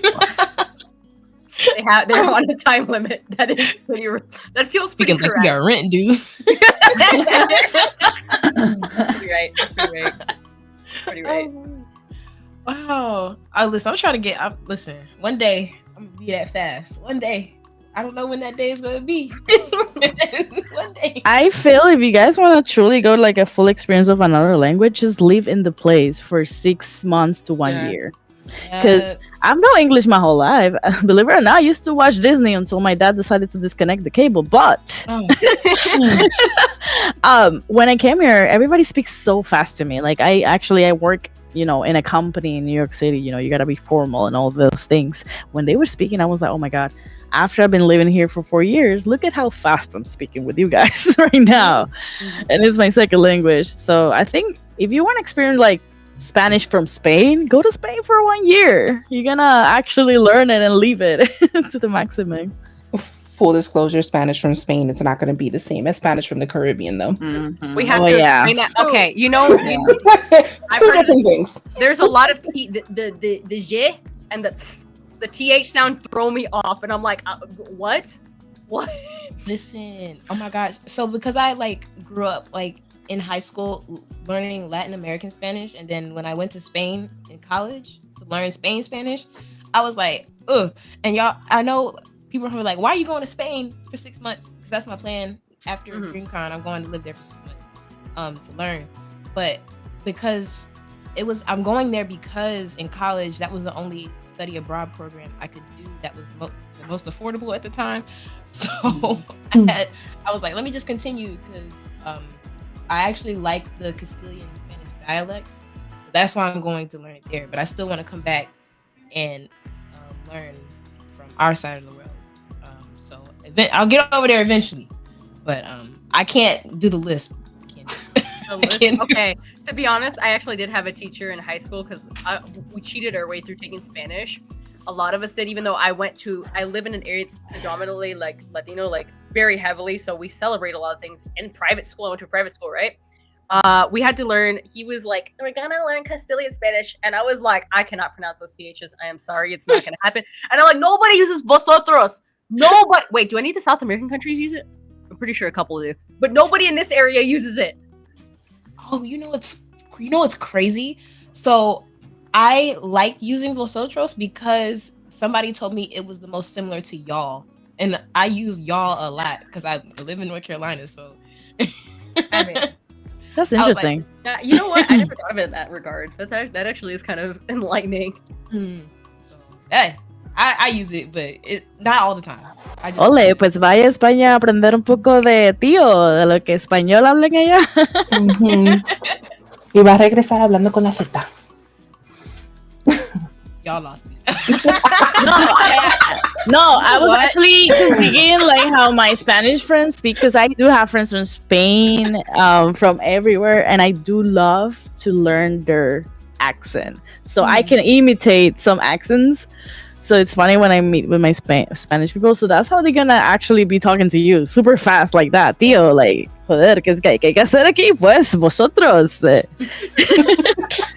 That's literally like, it's so interesting because a lot of our words too have either good or bad overlap. And I'm gonna tell you. So, for those of you Mexican Latinos here, y'all know what pan dulce is. You know the most popular one is a concha, right? You know where I'm going with the story. I had a friend who lived in Miami. He passed away a couple of years ago. God rest his soul. He's an amazing person. He told me a story of how they went into grandma's, the Mexican friend, went into his grandma's house. They're celebrating his birthday. And he was talking about sweetbread. Apparently that's not an appropriate word in Puerto Rican contexts. In Cuban context, it is not appropriate. The word concha, which is sweetbread, which means shell. So that led to a very bad misunderstanding, and they had to resolve it because grandma went off on them in Spanish and was very upset that they're talking about inappropriate stuff. And he's like, but I'm asking for something entirely different. So no. So yeah, slang words, there's a lot of overlap from what I've learned from my friends who are Cuban and Puerto Rican. There are words that we don't have and vice versa, and some that are good and some that are not good. So always mind your P's and Q's, listeners. Just do your research where you're going in the population, because misunderstandings do happen. And definitely learn how to say the word straw in whatever country it is you're going to visit. Oh my god! From country to country. Yes. What about the word straw? Okay, what does everybody call straw? I don't know. I was just about to say that. I was like, because everyone says it different, but we say popote. See, it's popote, right? It's straw. I heard it. I don't know. So we say either sorbeto, and some folks have also said calimete. is also another one. Who's Yeah, we also do sorbeto. who there's an artist also that goes by that name, but they're spelled differently. But yeah. The whole debate is so great. Great stuff. Okay. So let's keep going. I think Sweetie's up next. Hi. So everybody talking about a Nosabo kid. That's me. I am the Nosabo kid.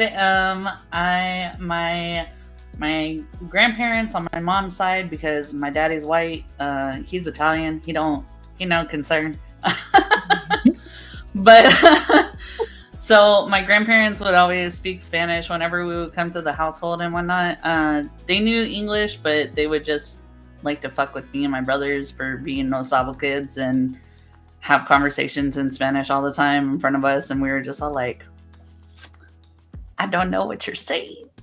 But over the years, I understood like what they were implying and everything. But yeah, I am Mexican indigenous. My grandparents came over, both of them came over from Mexico. And I knew they were proud to come over because my grandfather would always tell me the story about how he got his Social Security card in Yakima, Washington. Whenever he could, he would tell you about how he got his Social Security card. And he would tell you the year. I think it was like 1956, if it was.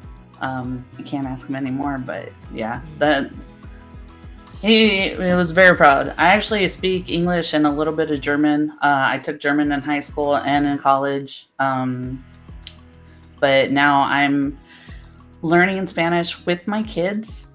And I was going to, I did start to learn Spanish back in, I think it was like 2009. And then my grandmother passed away like a year or two later, and it just kind of made me stop because that's who I was learning for. But now, like Moose, I celebrate Dia de los Muertos every year because I love being able to have my ofrenda up and be able to celebrate her not only on the Day of the Dead, but also year round, because my kids know, like, that's where we go and we say like, even my youngest, he still goes up to them and he'll be like, look what I did. And I'm just all like, trying not to cry every time, but I'm like, emotions are high whenever he does that. But a lot of people don't know it. Actually, a lot of artists are able to pay taxes using artwork down in Mexico. I didn't know that until one of my friends became an artist and moved down to Mexico. And so I thought that was really interesting. I was like, wait, what? I was like, maybe the US should incorporate that, because right? I know a lot of artists would be really, it would help out so much. There's not really too much that hasn't already been said. Pretty much, like, the things that I love about our culture is the fact that literally the food brings us together. The celebrations bring us together. If you're, wanting to appreciate our culture and whatnot, we're going to rope you in and we're going to bring you in to understand our culture better. And we're going to teach you literally everything you want to know if you ask questions. Like, we're going to help you learn. That's what we love to do. At least that's what I love to do, is because I'm still learning myself, but I always want to bring more people into it and whatnot. Me and my kids started learning about, I think we started about the beginning of the school year this year. So around the beginning of August. And we've been kind of going strong every day and whatnot. My daughter has Duolingo on their phone, and now my middle son has Duolingo on his phone. And my youngest is kind of getting there. He's 9. he's kind of wanting to learn, but yeah, at the same time, he's all like, I can barely do English. Same. Yeah. And then my stutter comes out, so even when I'm trying to talk English or Spanish, I'm just all like, oh, hold on, I can't say this one word without having to step over or stumble and just be like, let me reread it one more time, and then I'm good. I promise. Right. But yeah, no, I just wanted to be able to represent at least one No Sabo kid. That's really amazing that you're learning with your kids.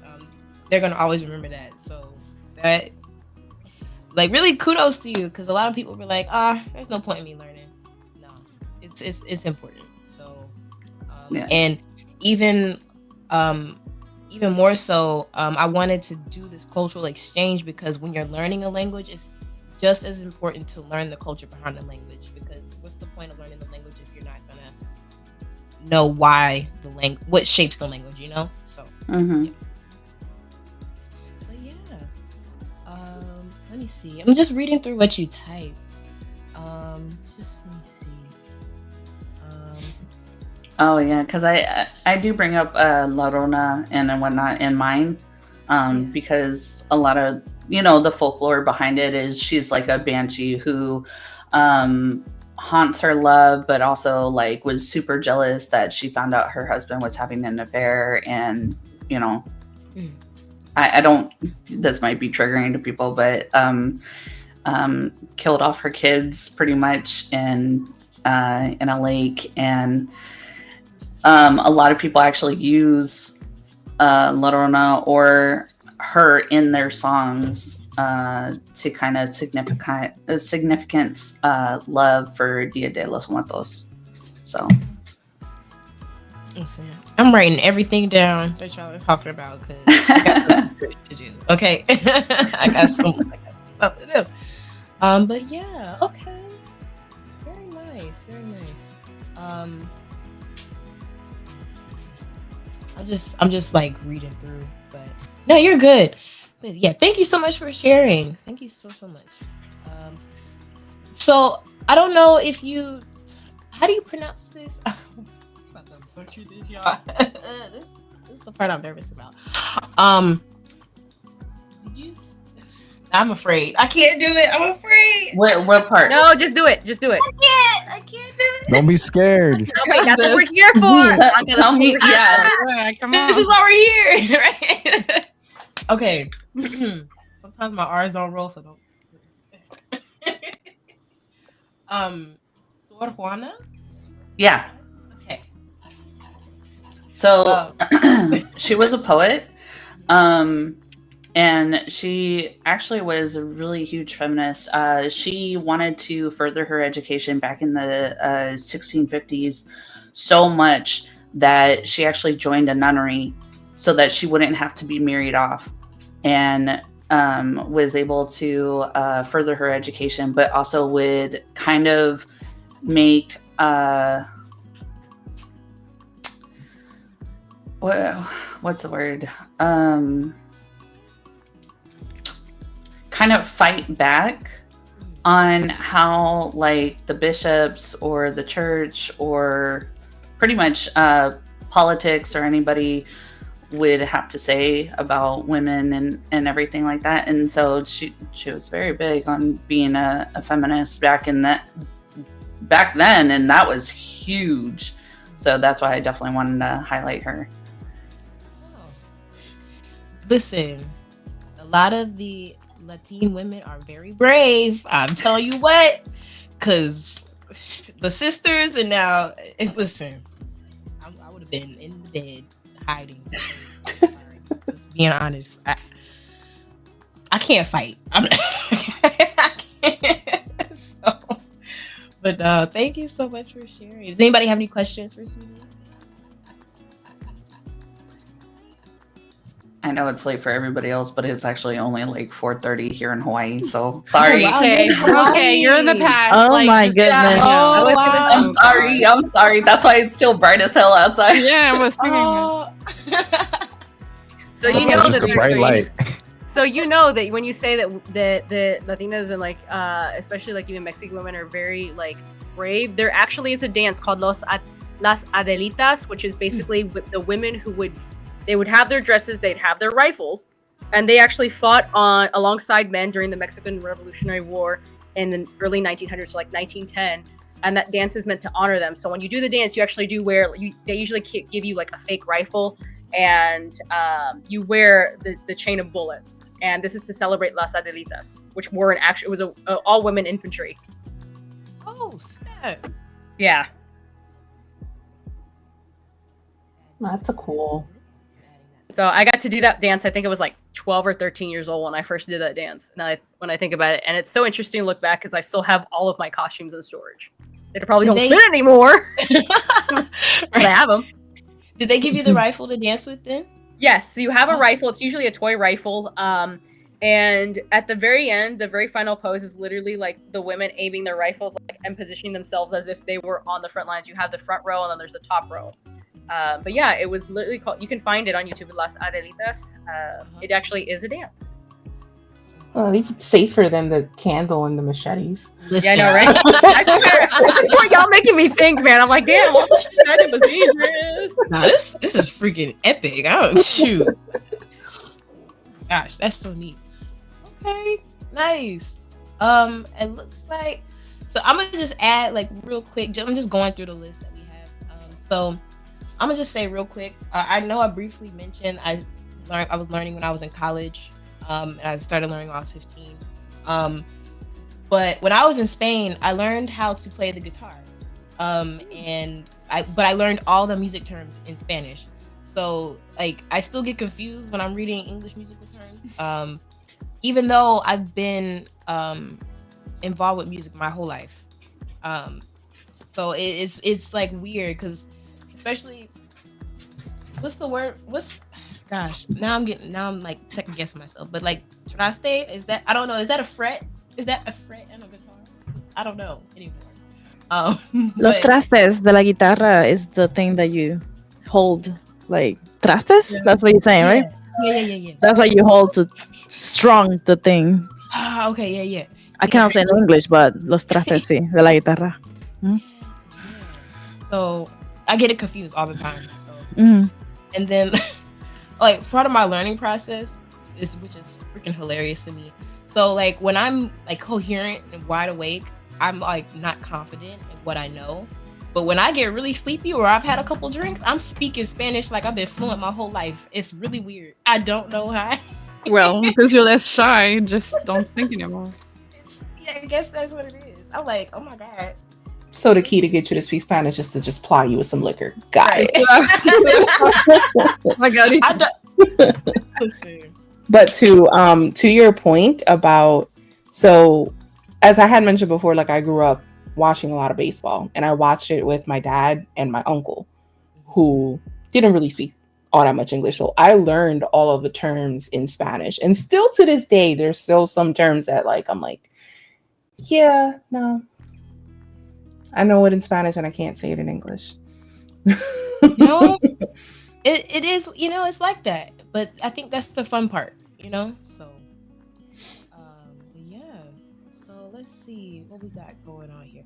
Lotus, you're up next. Yeah. Okay. So I feel like a lot of people kind of went over a lot of stuff that I can relate to. I know I related to Moose Law when he was talking. I was like, oh, taking like extra Spanish class or taking extra English classes, thinking that I was like a really smart kid, but like it was actually like I needed more help with English.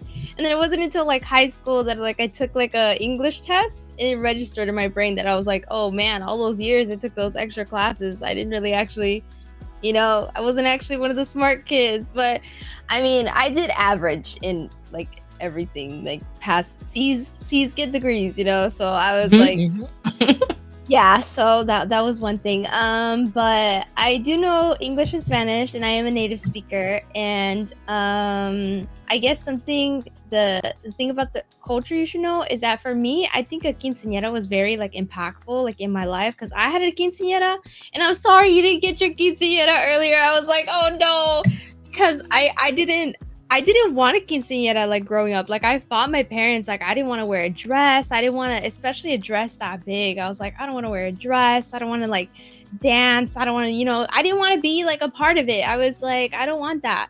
But then my parents kept like insisting, and it took them a whole year to plan like my quinceañera, and I didn't realize, like getting older now, I realized how important that actually was, like for my culture and like the music and having to learn like the dance. And it's just like thinking back on it, I'm really glad that I had one. I'm really glad that my parents forced me like to have one, because I would have regretted if I didn't have one.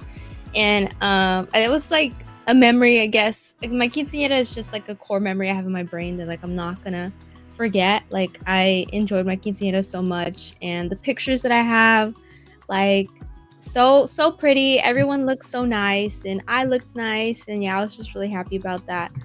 And then I think right here you also asked like historical figures or people that have impacted me. I'm not much about like a person that knows about like historical figures or like people like in my culture that have made like an impact, but I would say like my grandparents, because they're always talking about like how hard it was for them to like get here, and that they grew up here, and all her kids, or all my grandpa would always say like, oh, no one had like a green card, like they all went to school like struggling, and that aspect. And it's like she always talked about like how hard it was for her growing up and having to like cross the border with like 3 kids already.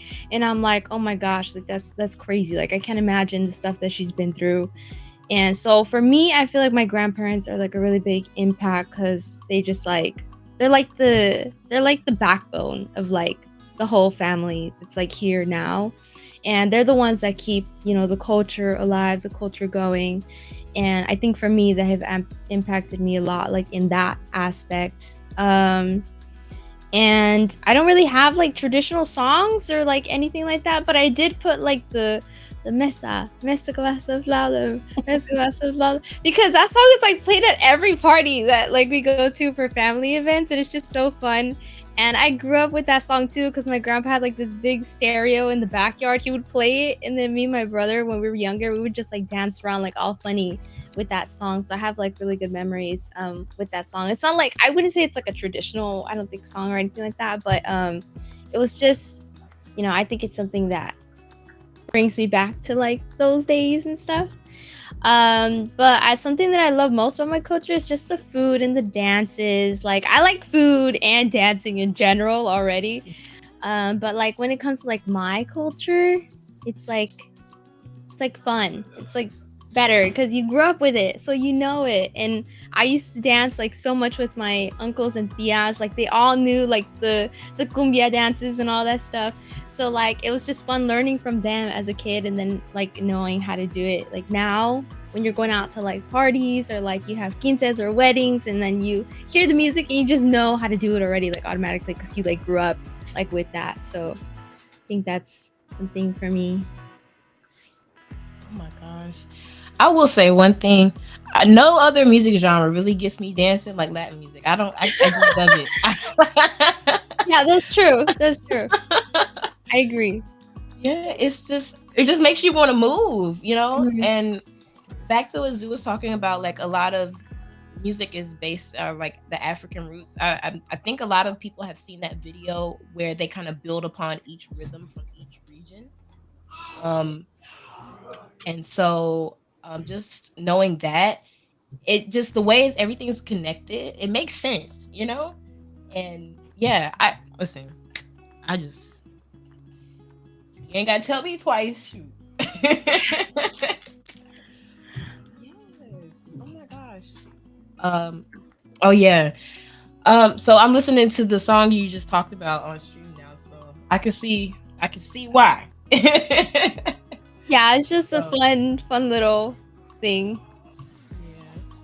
Oh my gosh. I wish I didn't know anything about quinceañeras growing up, of course.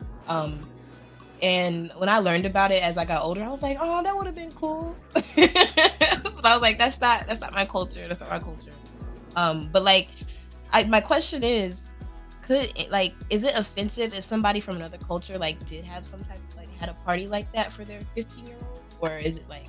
I don't think so, because I feel like for Latinos and just Mexicans, it's just like everyone from the Latin descent, like how you guys have all talked about earlier, we're all just like very welcoming when it comes to like our culture, especially when it comes to food. Like when you meet a Mexican mom or Mexican grandma, she gets offended like if you don't eat her food. Like you have to eat it. You can't say no. Yes. You can't say no. You Oh have yeah, to eat no. it. So it's like I feel like it wouldn't be, as long as you're knowledgeable in like what you're getting yourself into, you know, because I feel like it is kind of offensive, I guess, in a way, if like you just do it because you think it's cool. But if you don't have like the knowledge or like I guess you know what I mean? Like I feel like you just have to know what you're doing in order to not like make it offensive, you know? Just educate yourself a little bit in it, because at the end of the day, like we love having new people come in. We love people learning about like our culture and like, you know, experiencing what we've experienced like growing up. So I don't think it's offensive, as long as you know like what you're doing. I've like always wondered, and I'm sure a lot of people are curious as well. So that's the reason why I asked that question. No, so like the quinceañera actually comes from Spain, and because people in the Philippines have it too. So there's a mix because originally it's Aztec. So Aztecs were Mexico, basically. That's the base of Mexico. But then Puerto Rico, we celebrate quinceañero instead of quinceañera. Yeah, it's I've heard of that quinceañero in Puerto Rico, and it's a tradition. Like it's our tradition. So again, all these places, we all come technically from the same ancestors, so we do have similar like traditions. And I gotta say, a lot of things you guys have mentioned we got in Puerto Rico. Quinceañero, sadly my family didn't have money for me to do a quinceañero, so I didn't have it. But guess what they did? A sweet 16 style of US. But my mom made my own dress. My mom, it's basically, she knows how to do everything, dresses. She used to do my cosplays and costumes in Puerto Rico. Oh, nice. So she knows how to do those things. I don't know. But yeah, Puerto Rico and everybody here that you guys see, guys, in the stream, like we share a lot of things from the Latin heritage, which is actually amazing because, yeah, in Puerto Rico, we have La Llorona as well. We are scared of her in Puerto Rico as well. You cannot go alone to like places that are dark. There's a river. And there's other things that have been mentioned in Puerto Rico that you guys might heard that it's obviously in Latin America as well, like El Cuco. El Cuco, and what is this guy? Que se come la gallina. How do you call this thing? Chupacabra? El chupacabra. Yep. Chupacabra. I'm not gonna lie, guys. Chupacabras in Puerto Rico, it's so like core to the tradition that they existed as chupacabras, that back in the 2000s, politicians were looking for chupacabras. Oh my God, yes. How serious is it? Was not like a ghost or something. It was like, we gotta find the chupacabras. Back in the 2000s and 90s, they did a whole search for this creature, which, by the way, nobody has seen, but apparently eats the chickens. So okay, that's so weird because like legitimately here in Texas, the closer you are to the border, that actually like the legends, they actually have government. Our Texas government has actually taken initiatives to find whatever it was, and that was a big thing in the late 90s, early 2000s here along the Texas Mexico border. I don't know what it was, but like if you get close to like Piedras Negras, like that was a thing there. If you're anywhere from like El Paso all the way down, like, so obviously like Juarez is right across from El Paso. If you're down on the border or even in the valley, which is the valleys, by the way, is a very general area for like a lot of Mexican American communities who like mostly it used to speak more Spanish than they do English. Like it's basically Little Mexico in Texas. That was actually a huge thing if you're mentioning around the same time, Nebula, it's literally around the same time they had that happen here in Texas. It's wild. I feel it's so interesting, like how they just pass traditions, same monsters, same kind of things, but also at the same time you can tell maybe it was like a strategy to put fear. You know how people do. But like it's interesting. Yeah, it is. So that's crazy that there's an actual overlap. Yeah, that's why a lot of us grew up where like if somebody told you to go turn off the light in one of the rooms, you turned it off and you jet it as soon as Hey, you did that too. Wait, do y'all have El Cucuy? Yes. El Cuco. Yes. Yeah. My dad would always say that. I've heard that term, but for us, it was definitely el cuco.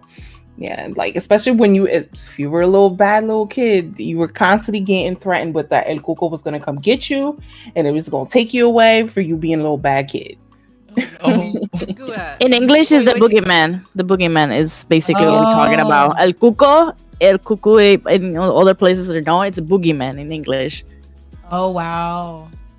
Okay. Listen, I also to this day turn the light off and run up the stairs because I ain't got time. I got time. I got a bat. That's what I do got. Now, somebody in my chat said Filipino and Spanish have some similarities in language. And you know, when I was watching Maria La del Barrio the other day, and I didn't realize I was watching the Filipino version. I thought it was Spanish. I was like, oh my god. So yeah, I thought that was really interesting. If you want to get even fancier, get this. Most of the A words in Spanish are actually Persian words because the Persians occupied Spain and the Spaniards brought them to the rest of the Spanish colonies. So like azúcar, sugar, sweetness is actually a Persian term. Huh. Mm-hmm. What? Wow. Oh wow. Oh my Fun gosh. facts tonight. Did not know that. Oh. Okay. I was like, if we're talking language too, like Mexican has its own sign language as well, MSL or like LS, as like something like that. So it's completely different than American Sign Language. So I think that's like pretty cool. And I just learned about that this year. Dude, there's a webtoon if you're into it. There's a webtoon that actually the main character, one of them is deaf and they're in Mexico, so they do Mexican Sign Language. It's actually really cool. Yeah, it's on Webtoon. It's called like something Kisses. I'll have to post in the general, but yeah, you'd probably love it then. It's really adorable. I mean, it makes sense though because each country, right? We have different Spanish. They have to have their own ASL. Because I have ASL basic, so I learned the language, but I forgot. I only know zoo there because like I have to practice more, but I don't know a lot of people that use ASL. So I lost it, but I still have my books here. So in Puerto Rico, you can say bad words in ASL. Like you come to the ASL English here in the US is totally different. Yeah. A lot of people don't realize sign language has its own dialects too. So like I for some reason I didn't put that together myself, and I'm like, oh, obviously that makes sense. Duh. Like British Sign Language, American Sign Language, Mexican Sign Language, like Japanese Sign Language. That's super important to learn because I advocate in Puerto Rico for the ASL community. That's what I learned it to speak, and I march with them. It's because people don't realize, even though they don't speak because they cannot either hear, because sometimes they have both conditions, the hearing and the talking at the same time. It doesn't mean they have feelings, and they can tell bad words, say like shit, like a sign, or say like I hate this, or say like they are normal people. So it's super good to be like an advocate, like say, hey, they have their own languages, same thing, same words, same feelings. Exactly. But yeah, so certainly last but not least, Rudy. Oof. Okay. He said, oof. No. Basically everything's been covered. I would classify myself as a no sabo kid when it comes down to my culture. I was born in California, roughly around 4 years old. My parents decided to move to Memphis for better job opportunities or whatnot. For them, it was a little bit easier for them.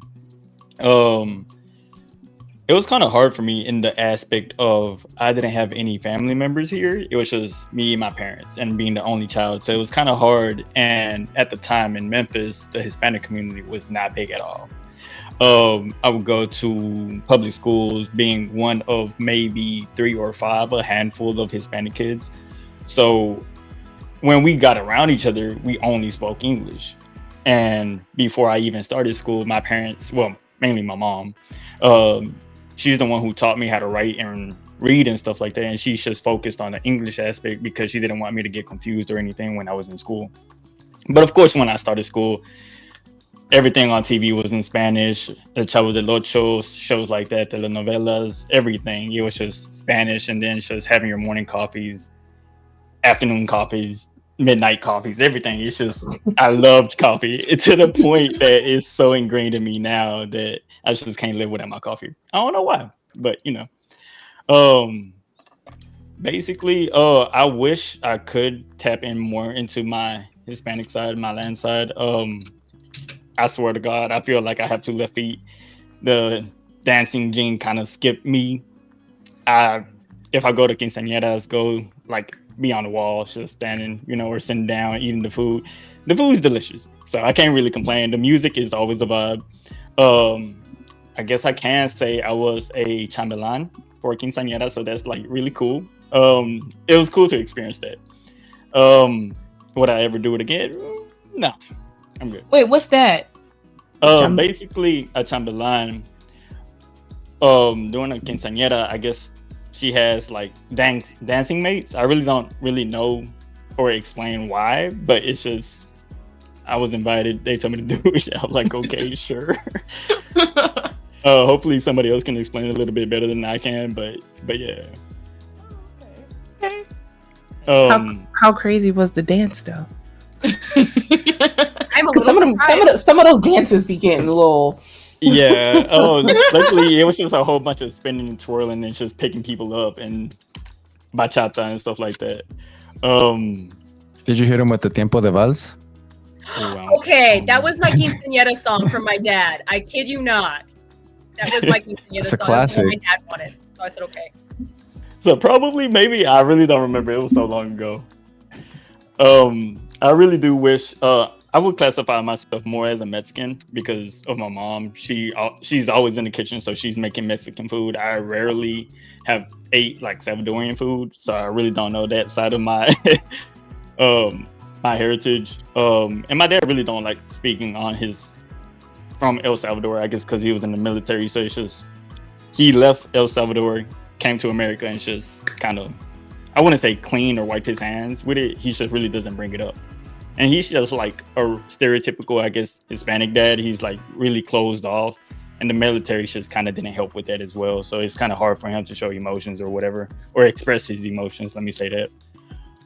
So that's why I'm always closer with my mom. So I help her out in the kitchens. And of course, every weekend, waking up to no alarm, of course, waking up to music or whatnot.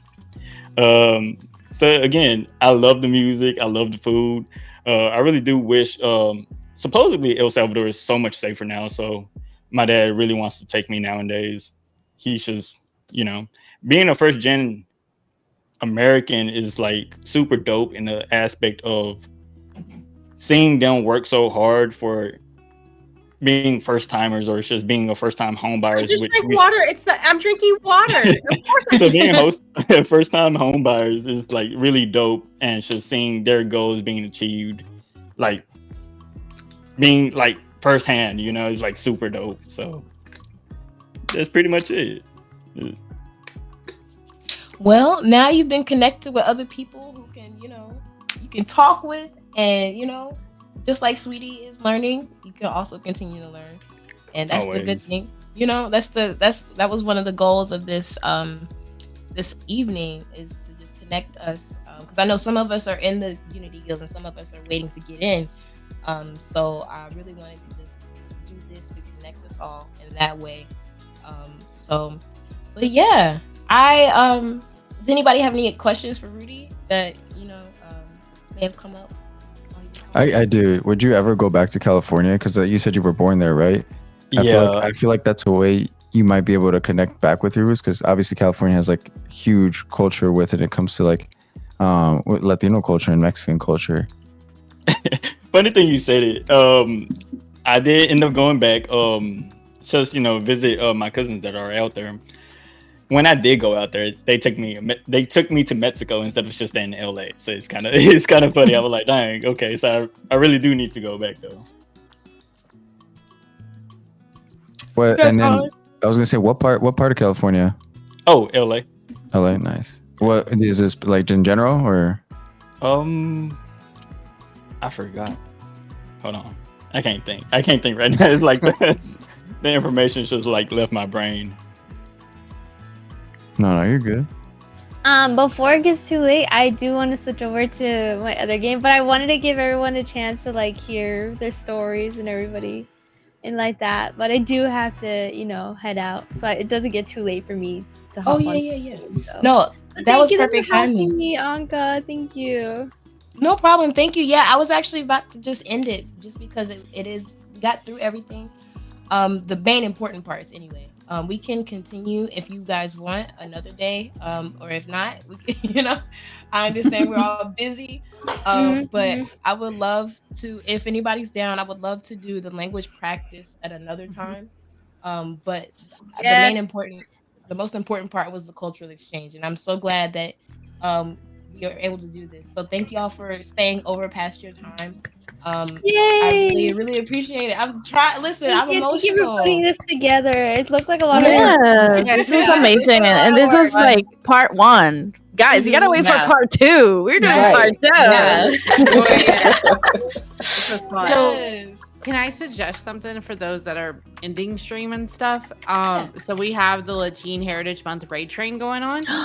Yes. I was just So- about to say. I we did can- sign up for that. I did sign up for that. Hopefully, I signed up for the right slot though. I think. Wait, the Latin Heritage Month raid train or the other one that's in the works? I think this is it. The spooky. Is there two? Oh, The yeah, that horror one's- one is, that's.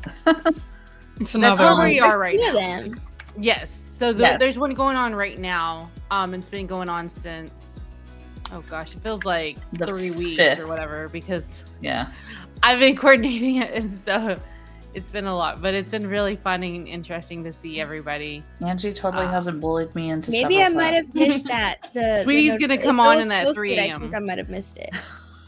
Again. I love Sweetie is this. the MVP of the raid train. she takes the DJ hours. I take the 3 a.m. to 6 a.m. central slots, which are only 10 p.m. for me. I streamed actually this morning of the Latin raid train at 7 a.m. So I've been Oh my awake God. since 6 a.m. Oh, you So I'm super happy to be here, but I'm actually tired.